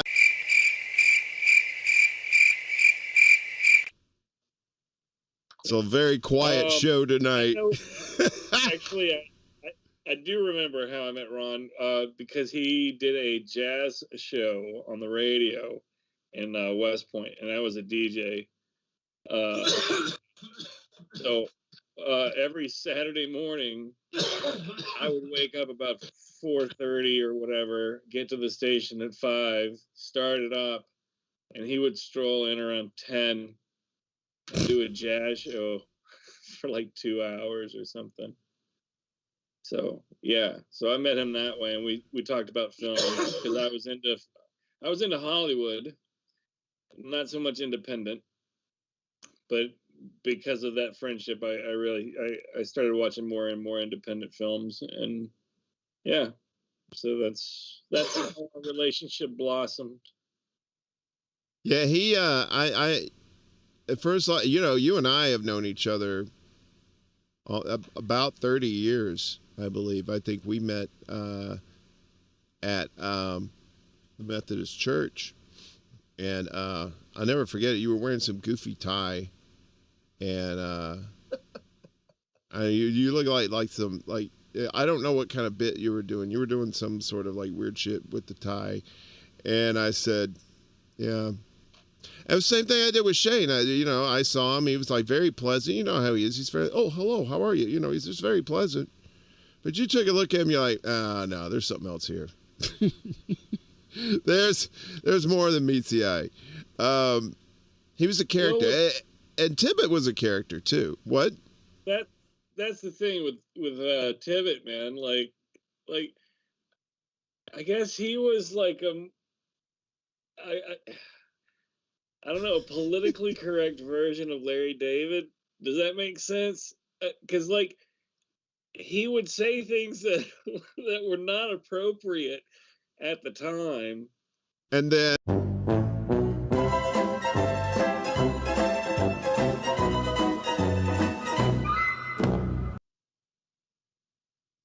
Yeah. Yeah, he was like Larry David of North Mississippi. But yeah, he would just say something that would be like, why did you just say that out loud? Just a trip. I remember we went to this wasn't like bad or anything, but like we went to Jackson because I don't know who Turner Classic Movies or somebody was like, they were showing Orson Welles' great restored vision, Janet Leigh, Charlton Heston. Touch of Evil? Touch of Evil, yes. They had restored Touch of Evil. Thank you, Alec. And Alec is probably more stoned than the rest of us, yet he knows all this shit. I barely knew my name until I saw it typed up on the screen. Anyway, go ahead. So yeah, they were shopping this film across the United States, and it came to Jackson, Mississippi, and somehow Ron got us tickets. So Ron and I drove to Jackson to go watch the restored Touch of Evil, and it was hosted at a pre-party or whatever with Janet Leigh. So we got to meet Janet Leigh, and we knew that before we left. So I'm in my Southern Sunday clothes. I just it's like nice pants and a button-up shirt. I wanted to look nice to meet Janet Leigh. And we got there, and everybody's looking nice to meet Janet Leigh. And Janet Leigh's looking beautiful, frail but beautiful. And I'm looking at her, and I'm like, wow, man, this is Janet Leigh. This is Psycho. This is Jamie Lee Curtis's mom. This is crazy. I'm meeting Janet Leigh. And then I look over at Ron, and he's wearing, a ball cap, and he's got his T-shirt and his blue jeans on, And his uniform, yeah. He goes up to her and he shakes her hand, and he's like, "Oh, I'm sorry, we were just out scouting locations for our next film."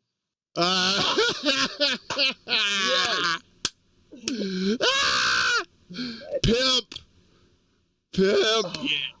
Yeah, right. Straight pimp. That's what I loved about him, man. He was just like, he was like this guy who just stood out. It seemed like he was a documentarian of Southerners 24 hours a day. You know what I mean? And it was just like, he lived there, he lived amongst them, but he wasn't really but he knew how to talk to people and schmooze and stuff. He was a very good schmoozer. He was an incredibly good schmoozer. Oh yeah, he was likable. Like that Thurston guy, Mr. Kava. Like his arm has got to be tired. Can you not see his arm that is up? Monkey, can you see his arm? Look, man, I'm lucky. I'm looking over here. I'm thinking somebody's directing traffic. I don't know what's going on. Look, I'm rowing this boat one-armed, and I'm out near Easter Island, and I can't even, so we're trying here, brother. Well, okay, now that he called you out, Thor, in a good way, would you like to respond to that? No, because I don't remember the question. I just smoked a really nice bowl in the break. Not to that. It reminded me of a story about Shane. He was such an autograph hound and Hollywood hound. He had gone to some Comic-Con so he could get Carrie Fisher's autograph, man. And he stands in line for like an hour, and there's this total douchebag who's in front of him, who's all, "Oh, I hate Star Wars. I hate Star Wars." And you were talking about how Shane was such a character. You look at him and you could immediately tell, right? So this guy gets up to Carrie Fisher, and she's all like, "Oh, what's your favorite movie?" And he says, "Oh, I don't even like it. I don't even like this series. It's for children. I'm getting it for my brother." And hands her this gold Sharpie or whatever to sign it with, and she signs it, "Blow me, Carrie Fisher." And he like loses it, right?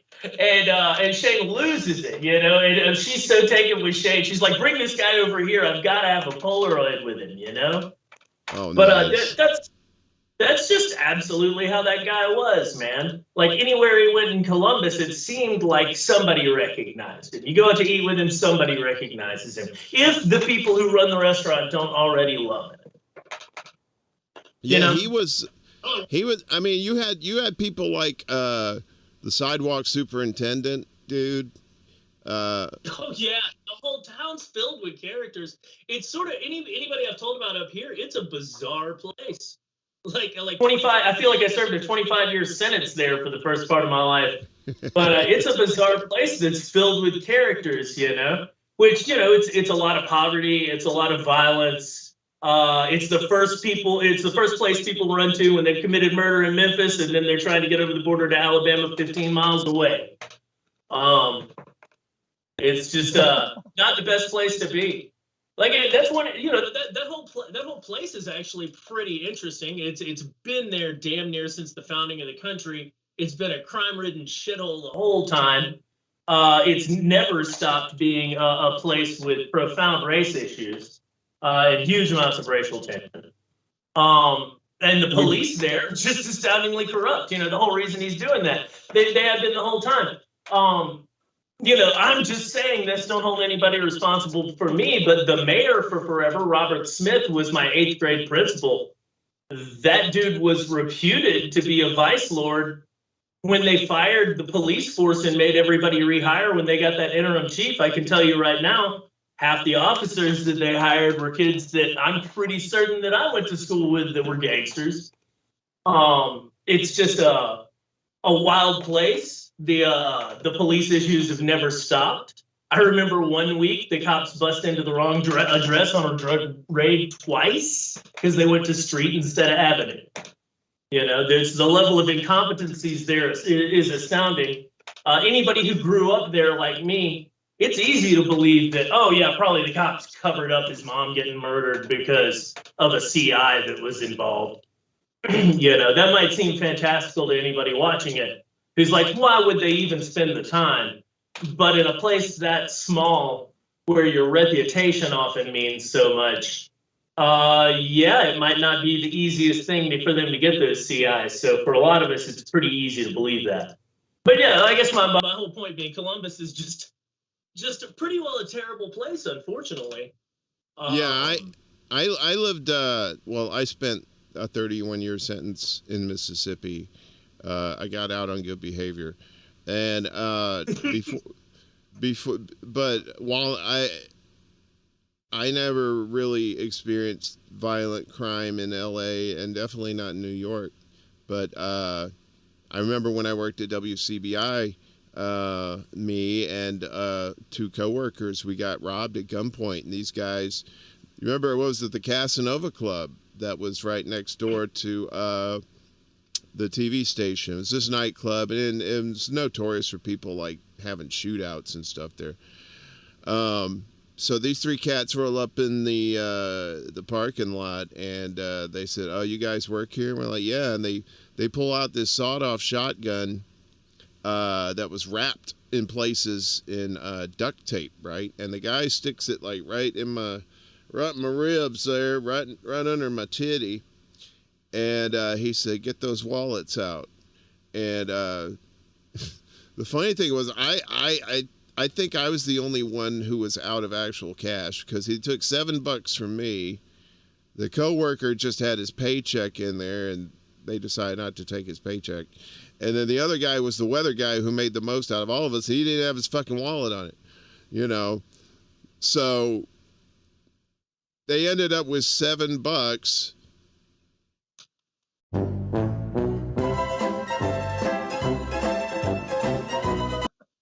I mean, and then the next day the cops found the fucking sawed off duct tape shotgun in these bushes next to a house, and one of the cops picked it up, and the gun accidentally went off and blew a hole in the side of the house. Columbus PD in action. Bam, bam, bam, bam, bam. Oh man, we were there till like 3 or 4 in the morning, I think. Or I don't know what it was. It was so late. And they were like flipping through this. Was it these guys? Was it these guys? I don't know, man. It's dark, and But they eventually ended up catching some dudes. But I think that's a good segue. Also astounding. Like I heard, I'm not sure, but I heard that the first 48 went to Columbus and just gave up, basically. Like, there was the reputed serial killer that kills old people that they came and checked Shane out about. Like, that's a story. He had been writing, I think, the Smiley Face Killer. And the guy wrote our local newscaster. I can't remember his name, but he was the guy that went on to be the mayor. Oh, Jeffrey And Rupp. he was friends with Shane.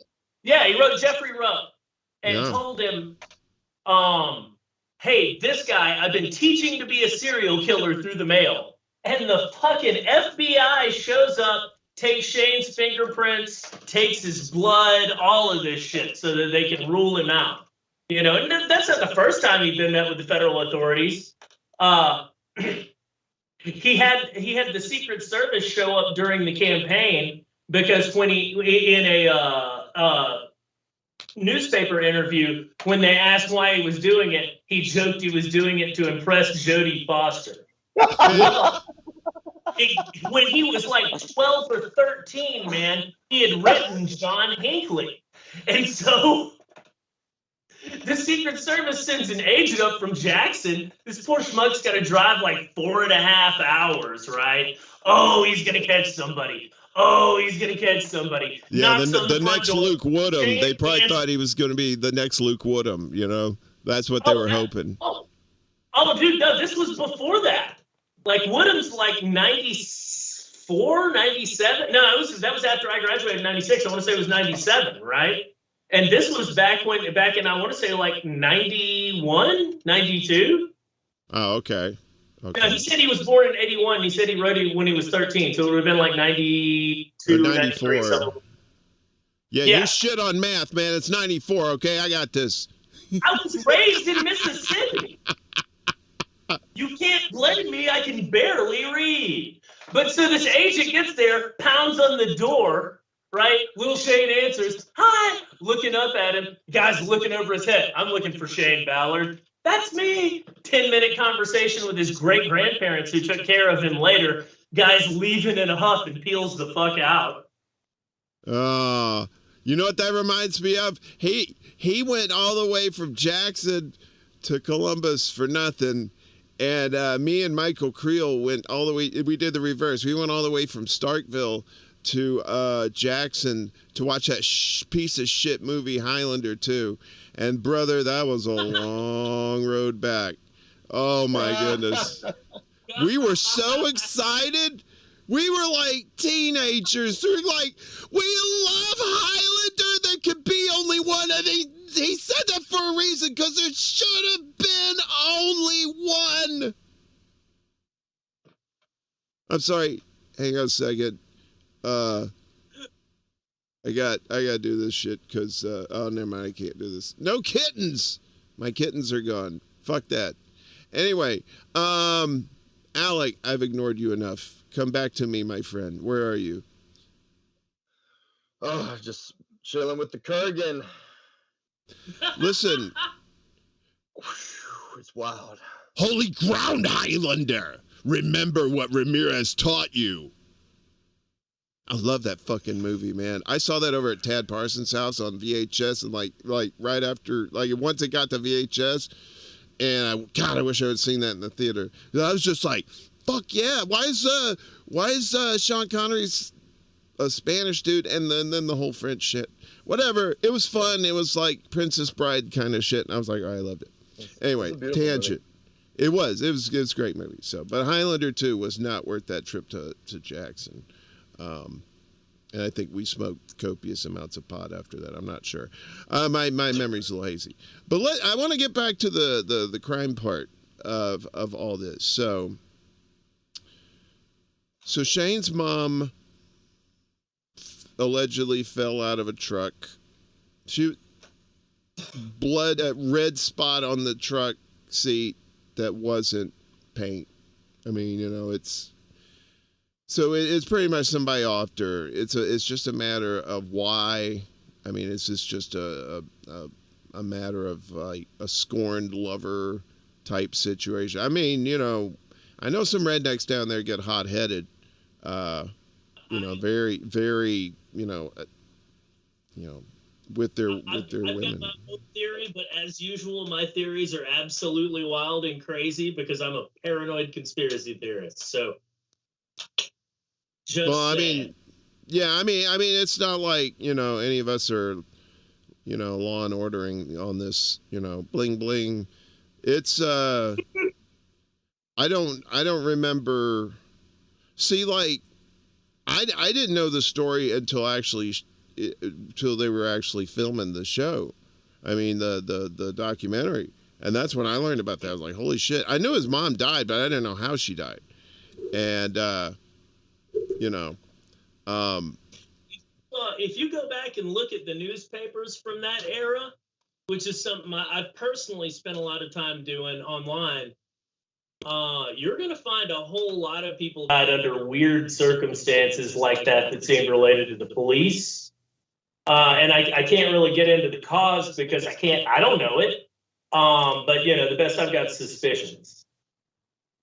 Well, yeah, and that's about all we've got as well. Like I said, I mean, Chris and I, we left Mississippi at the end of 2003, and while we, this was like basically all you had was like internet. I mean, this was before Facebook and stuff, so you didn't really, and you texted people and stuff like that. So that's how you found out about stuff, and we had heard he had killed himself, and I had found, I think on his IMDb page, there was comments and people were speculating about why he died and why he killed himself. And the only thing that I can think of is because the money ran out. Because he got a sizable amount of money when his mom died, right? Or was it, Oh, yeah, absolutely. Absolutely. As I recall, and keep in mind, this is like 90s money. This isn't modern standards. But as I recall, he got something like $100,000. Right. And, he pretty well lived relatively cheaply, but with some big purchases. And he always ate out. He didn't know how to fucking feed himself. But well, you saw that stove, right? There was nothing. He was making a lot of money online, man. Like, I want to say a lot. And I can tell you right now, somebody was ransoming him out of his money and hitting his bank account intermittently. And so he took all of his money out and put it into PayPal. And then it got locked. Like, he got locked out somehow. Which is pretty bizarre. But he was, look, man, Shane associated with some weird people. You got me? And it's a sensitive subject for everybody who's here. I'm not trying to open old wounds or anything like that. But if you want some context, right. Shane associated with some very bizarre people. In that era, some of the people he was in communication with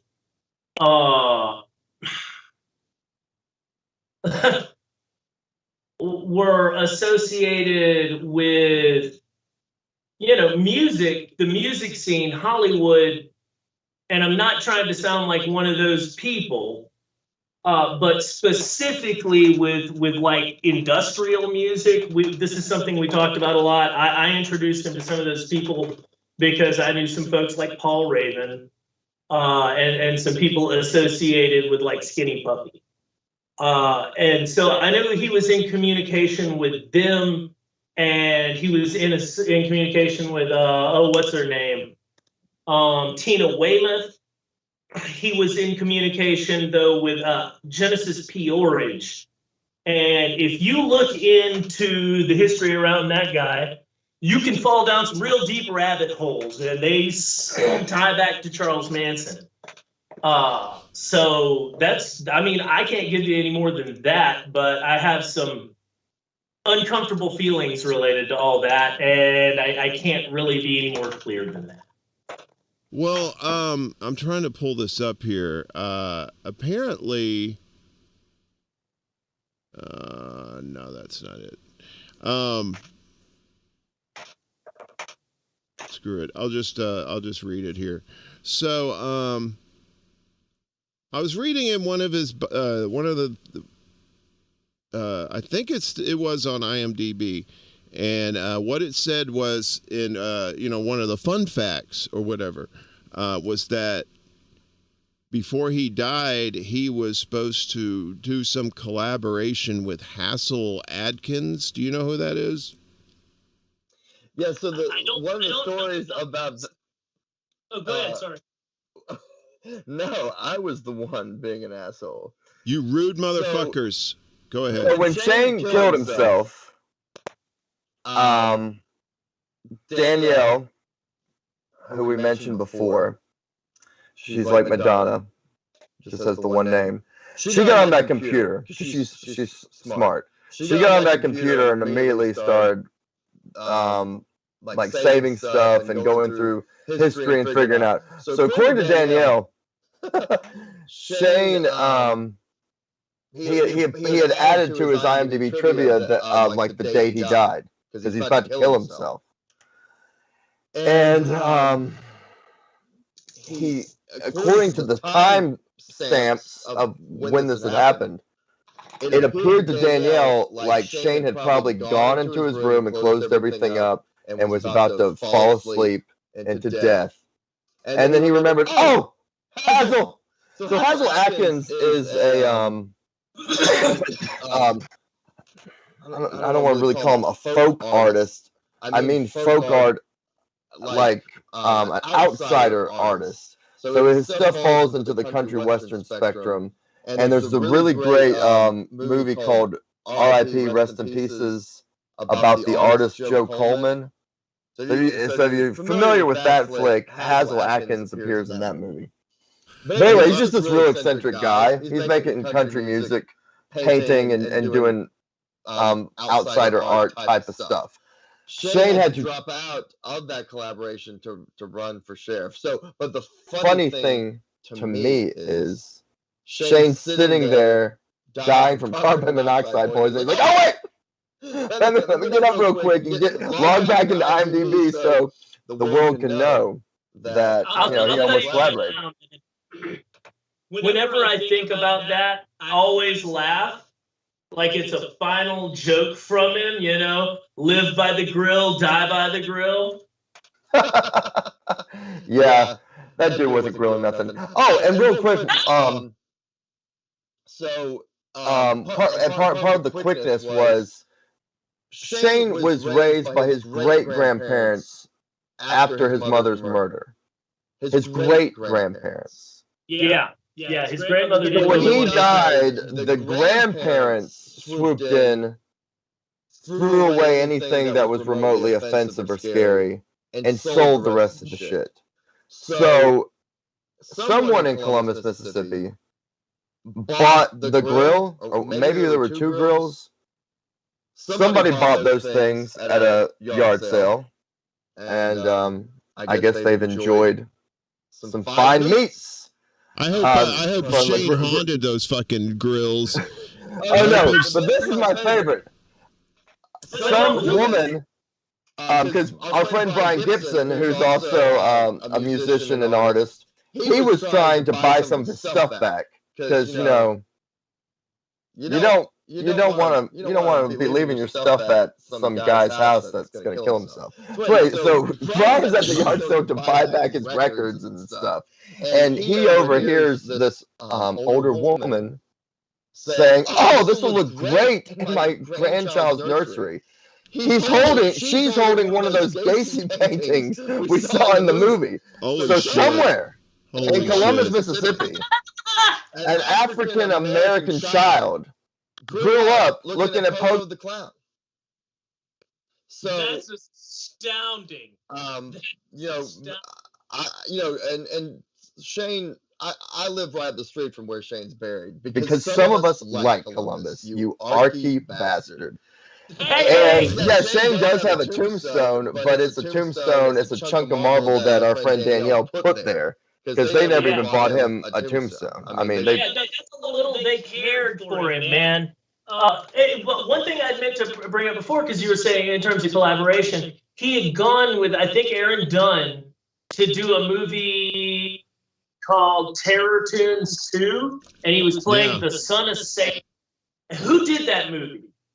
That's Joe Castro. Joe Castro. He was now. I don't know when the last time he's directed a film, But he does special effects work, I think, exclusively now. Well, he's been associated with the porn circles forever, right? Correct. Yeah. It was Alex Barton and I rented the first Terror Tunes from Hollywood Video, and we knew that Shane had sent photographs of himself off to Lloyd Kaufman at Troma, and that was one of his bucket list things. You know, he wanted to be in a exploitation movie, and we didn't know Shane. We had just met him. What's that? I said, who doesn't want to be in an exploitation? Oh, absolutely. So yeah, Shane contacted Joe Castro and ends up playing the son of Satan in Terror Tunes 2. Yeah. Did he? Porn stars are saying like, Joe's a genius. Did they fly him out and everything, or did he have to do that on his dime? Joe Castro, if you're listening, I apologize if this is incorrect. I believe it was more like, if you can get out here, you're in the movie, buddy. Yeah, that's what I figured. Shane, I think Shane slept on dude's couch, like flies into town, sleeps on his couch, wakes up the next day, shoots the scene, and then I think got on the plane that night to come back home. Shane bought 2 tickets so he wouldn't have to sit next to anybody. Well, I mean, can you blame him? Oh, that little Ford Ranger we used to drive around with him in, and he just spit on the dash. Oh God! Oh my God! Yeah, the dash. I think one time he also vomited there. Yeah, that's. I'm sure it was probably more than one occasion he vomited in that truck. I would bet all of your money on that for sure. And Shane he wasn't a big drinker or anything like that. He was asthmatic. Towards the, and you do see drinking in the movie, but Shane was definitely. Well, I mean, he knew he was going to kill himself, so I don't know if some of that was he just wanted to do some things he'd never done before. But there was some copious drinking at the end. But before then, Shane was not that kind of guy. He wasn't really interested in mind-altering stuff. He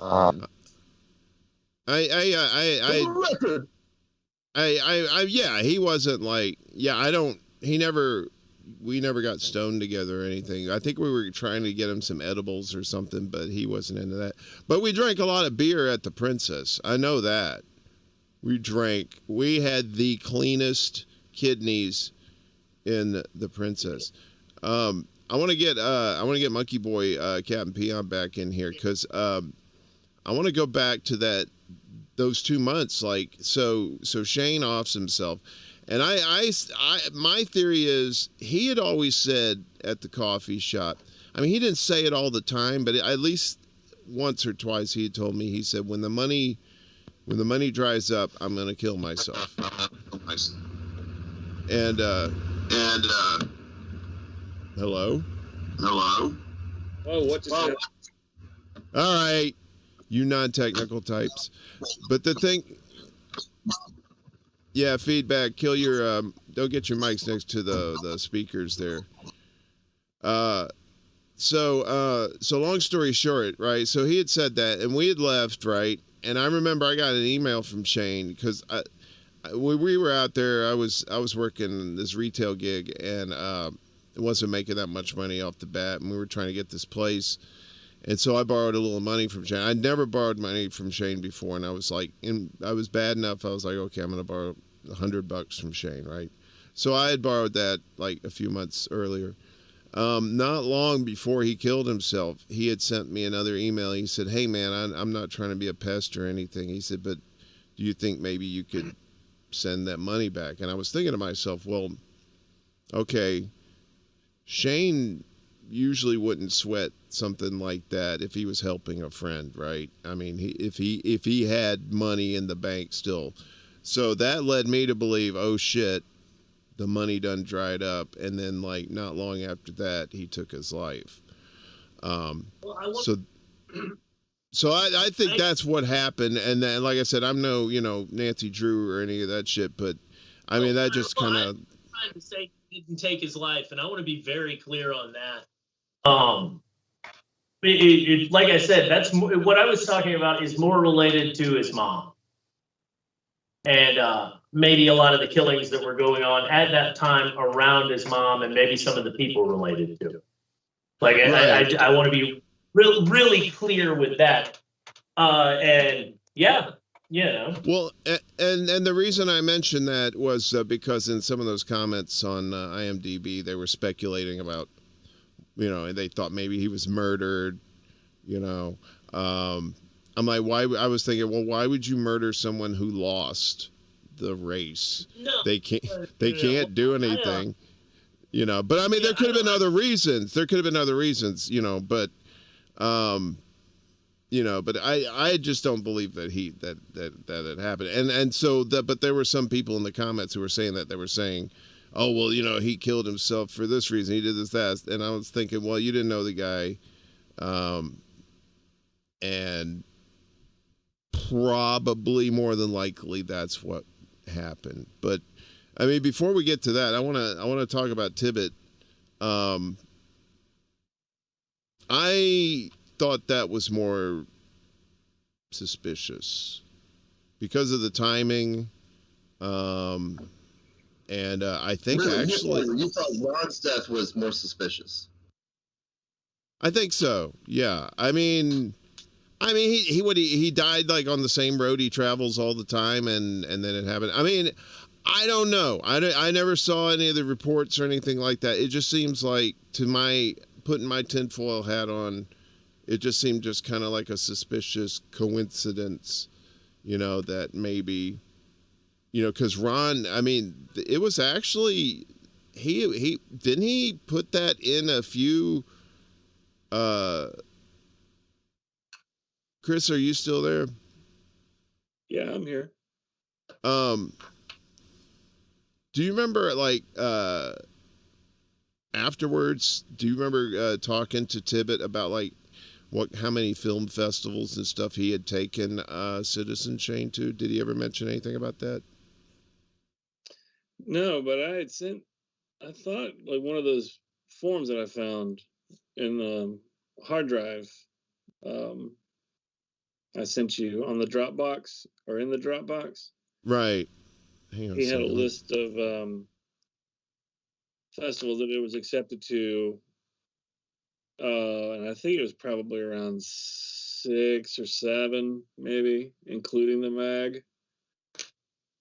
Yeah.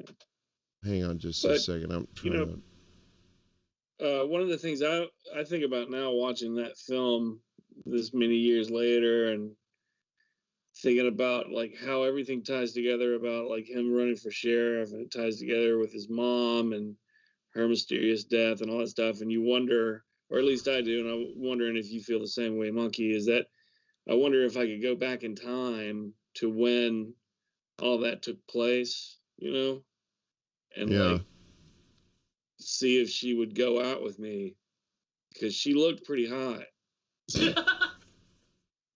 Oh yeah. Are you? Oh my jeez.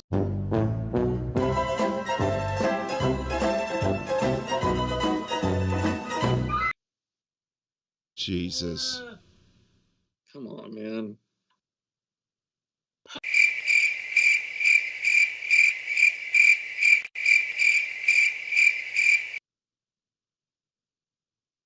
Well, I can't say much seeing I'm wearing the I Heart Porn shirt.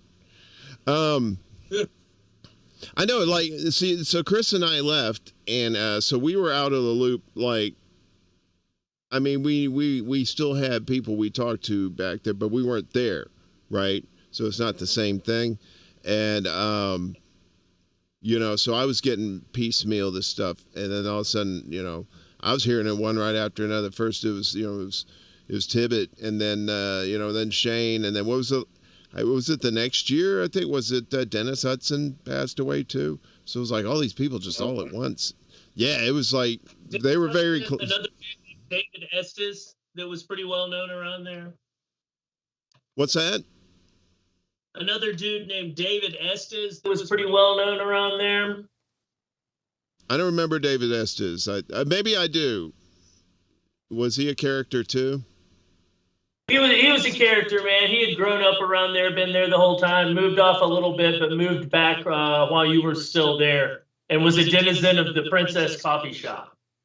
Oh, okay. I'm pretty sure I ran into him at one point or another. Yeah, so I mean, we'll never know the motivations. I mean, look at law enforcement nowadays. You know, it's, you know, we knew this shit back in the days about Columbus cops, you know, busting people with pot, and then they take the pot and sell it themselves or smoke it themselves.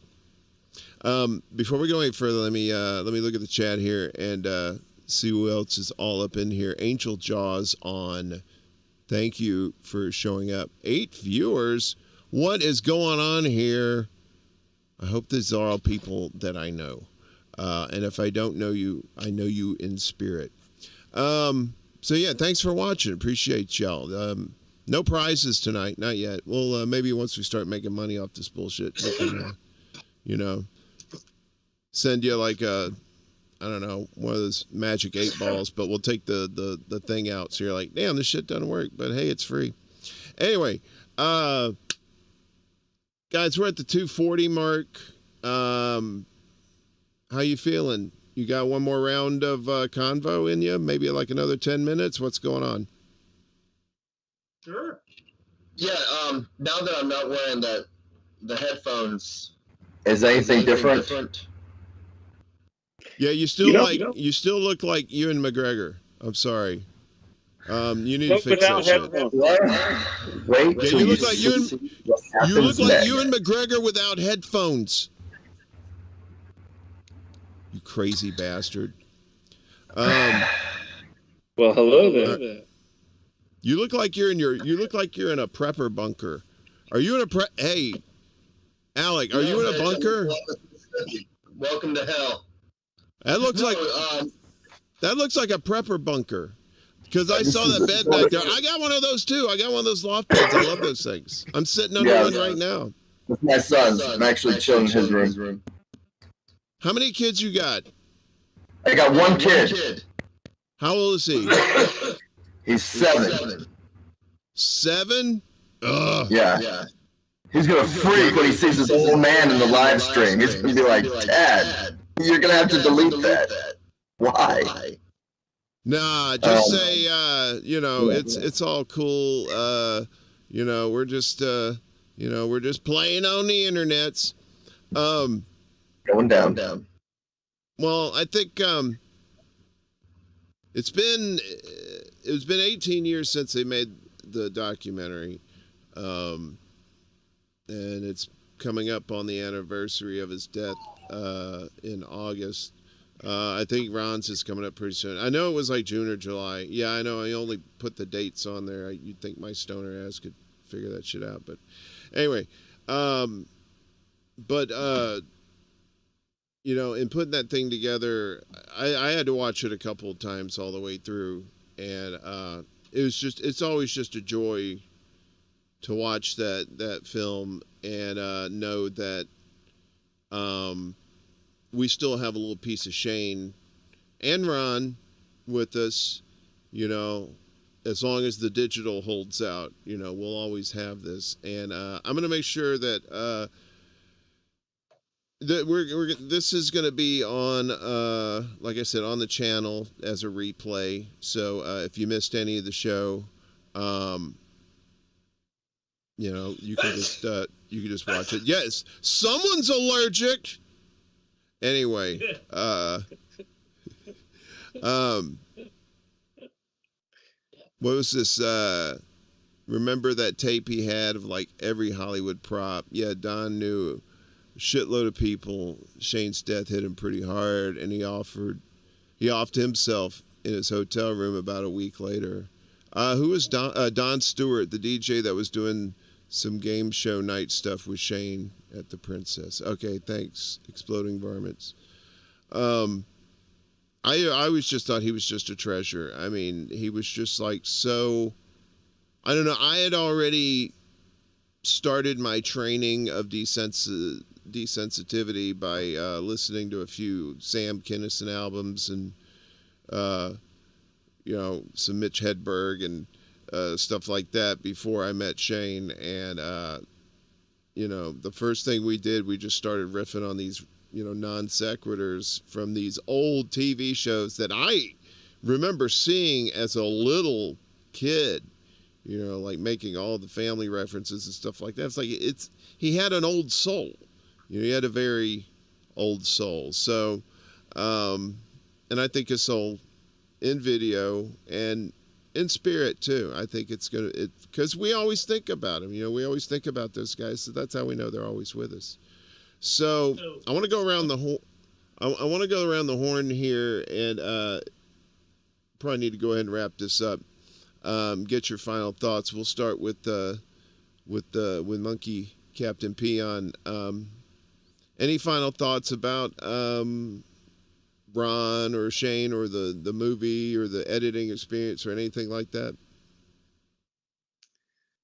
No, I mean, I'm glad I'm a part of it because I can watch that documentary. Like, I haven't seen it in a while, but it was good to watch it again.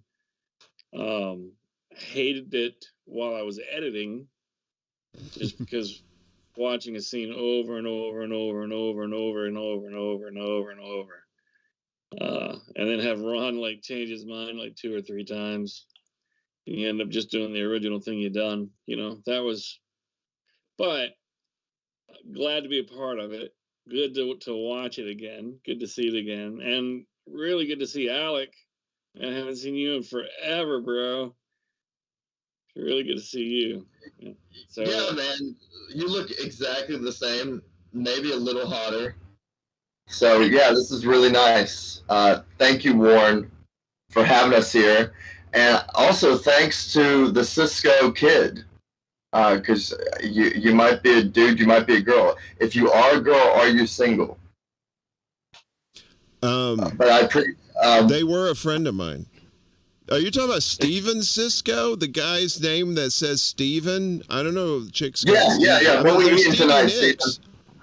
There's Stevie Nicks, but that's Steve. She's not Steven Nicks. Well, sidebar there. But yeah, Ron Tippett, he's a good guy. You know, made something very cool happen in Mississippi. I know it's cool to not like Mississippi, but you know what? How many people do you live with? How diverse? You know, maybe we have race problems down here because there's actually people that don't look like us here. You ever think about that, Thor? You left Mississippi to get away from all the black people. You racist bastard. Anyway, and Shane Ballard, you know, great guy. I hate that he killed himself. Think about him every day. But, you know, he did tell me, Alec, I've done everything I ever wanted to do. So I'm out of here. Some crazy shit, man. I tell you, yeah. I wish he had held out a couple more years for when from when YouTube came out, because it came out 2006, right? I think. For sure, yeah. I think about that every time I'm on YouTube. Just like, damn. Yeah. He was born for YouTube. He was born for YouTube. Yep. I mean, all the shit that he filmed, and he had all kinds of videos and stuff like that. My God, he could have been like I think he could have been the very first huge YouTube star, just because on charisma, on character, on talent. I mean, the fact that he was funny and would do crazy characters and stuff like that, but he was a fucking musical genius too. And all that, it was just like, oh, just a couple more years, buddy. Just wait a couple more years. We'll get, but it is what it is. He's no longer with us, and there's nothing we can do about it, but all we can do is just, keep him in their hearts. You got anything final to say you want to say, Alec? I want to say thank you for having me. I'm going to figure out the Mac thing. I'm going to figure out the mic thing because I'm using a Dell instead of a Mac. That's the problem. But yeah, that was my way of saying I'd love to be back on the show with different feedback next time. No, I'm glad to even know about this show. I thought you were mad at me. You know, I was like, I never hear from Warren. He must hate me. He and Steven are probably talking shit. No, man. I'm kind of a hermit these days. If you don't text me, or if you're not on like Twitter or maybe Facebook sometimes, I get I'm not on Facebook hardly ever. I think I saw a lot of people. I pop in there every few months or something, and I noticed like a lot of people have deactivated their accounts, and it's like, okay, well, and I noticed you had too, and so that's why I couldn't get a hold of you, because I didn't have any other contact with you. So that's your fault, because you're a fucking asshole. Yes. But anyway, It's not safe out there anymore, man. I mean, like this in Mississippi. Watch what happens to you. Oh yeah, I'm gonna come down to Possum Town. You know. Now you forget, I used to own that town, motherfuckers. Sorta. Dude, so much sex. I worked for people who own that town, all right? So I was a player. I was in the game, mister. Ah!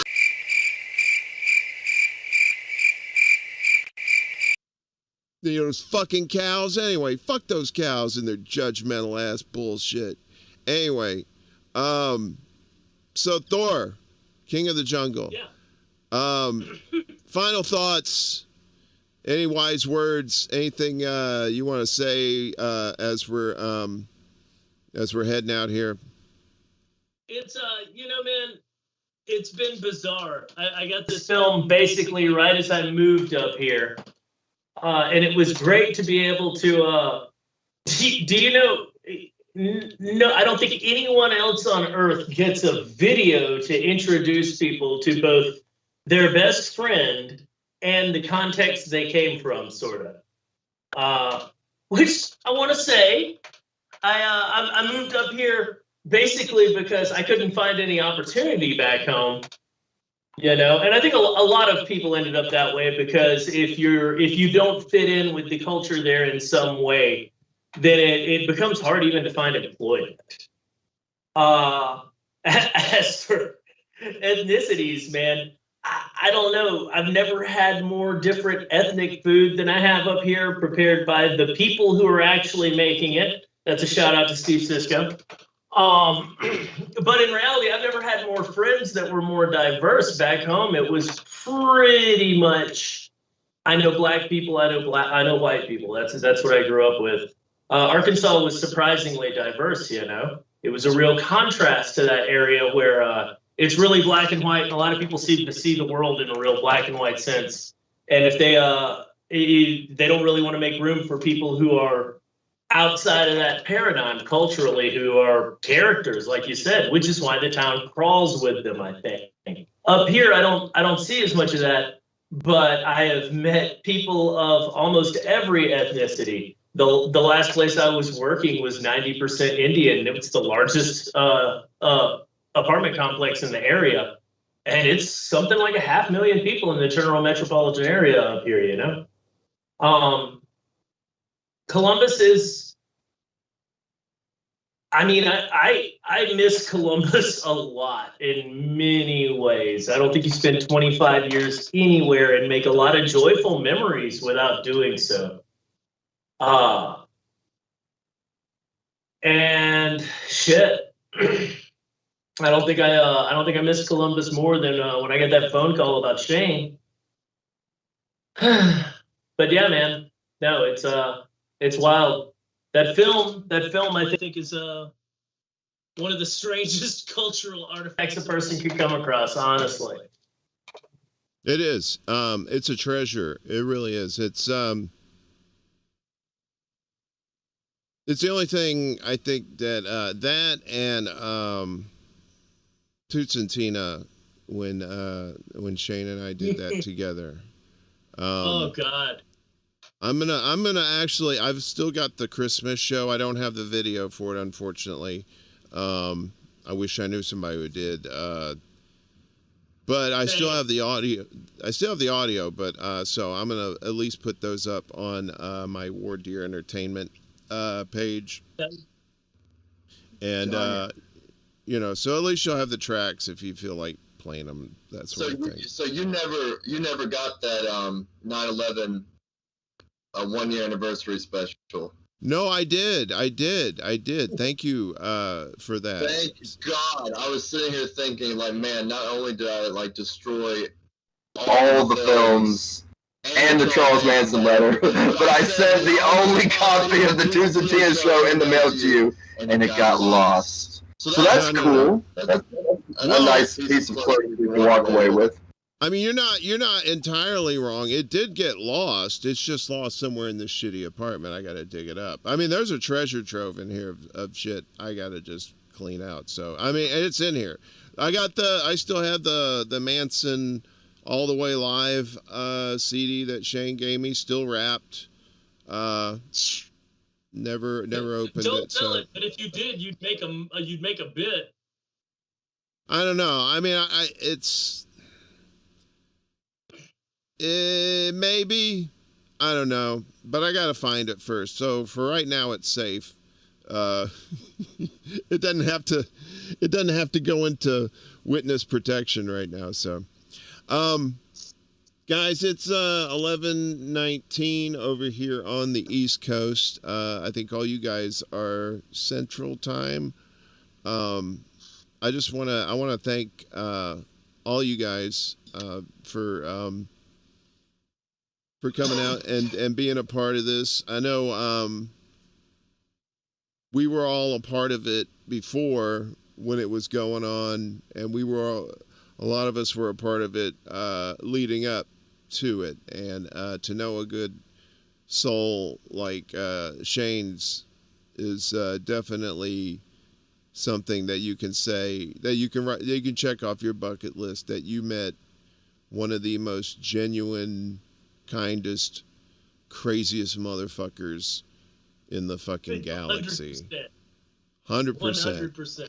And you need those people in your life. You need those good time crazy people. And sure, they may have a little bit else going on in the crazy, but you know, you keep them on the good time crazy as much as possible, so you steer away from the bad time crazy. And Shane was surrounded by enough people that loved him like he was a blood brother, you know.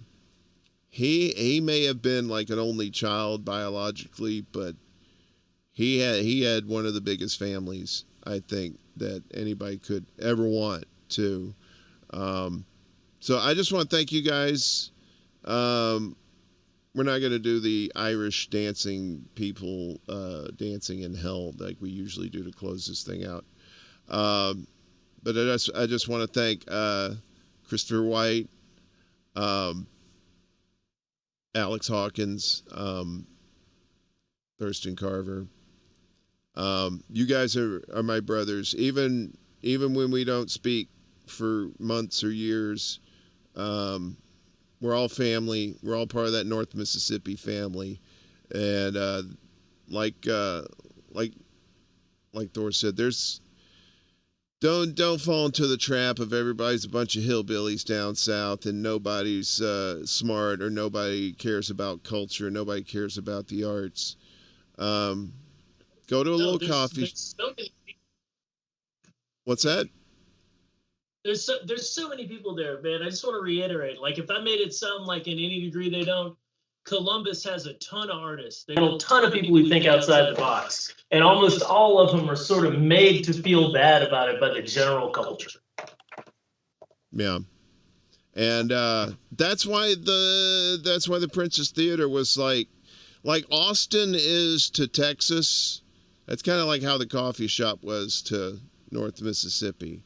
And maybe there were people in Tupelo that had their little crew of misfits and puppety oddballs and stuff too. You know, I'm sure every small town has those, but ours, we had the benefit of having a really cool place to hang out, a really cool place to be creative, and a really cool place to find, you know, those people that aren't normal, you know, that aren't your garden variety, you know, people. And that's good. You need to find strangers, and you need to find strangers who are strange.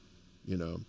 As long as they don't offer you candy and try to give you a ride somewhere, then, you know, probably want to, yeah. Anyway, I want to thank Chris and Alec and Thor for being with me tonight. I love you, brothers. You guys are all now friends of the show. Chris, I thought about this, how he said you come back and then you'll be a regular, but it's like the rule of 3. It's like, was it 1 is an accident, 2 is a coincidence, 3 is a pattern, right? So we have to get you to a 3rd appearance, and when we do, then you will be a regular, all right? So that way you don't look like a poser. You know, like somebody who subscribed to Amazon for 30 days just so they get a bunch of shit shipped free, and then on the 29th day they cancel the free trial. Right. I don't know where I was going with that. Anyway, thanks guys. Have a great night. We're gonna get the fuck out of here. God bless you all. We'll be back again next week at our usual time at 7 p.m. Eastern, 6 p.m. Central, 5 p.m. Mountain, and 4 p.m. Pacific time. Thanks, everybody. Peace, and chicken grease. Peace biscuits to everybody. Much love. Rest in power, Shane and Ron. We love you, brothers. Have a good night, everybody. And be good.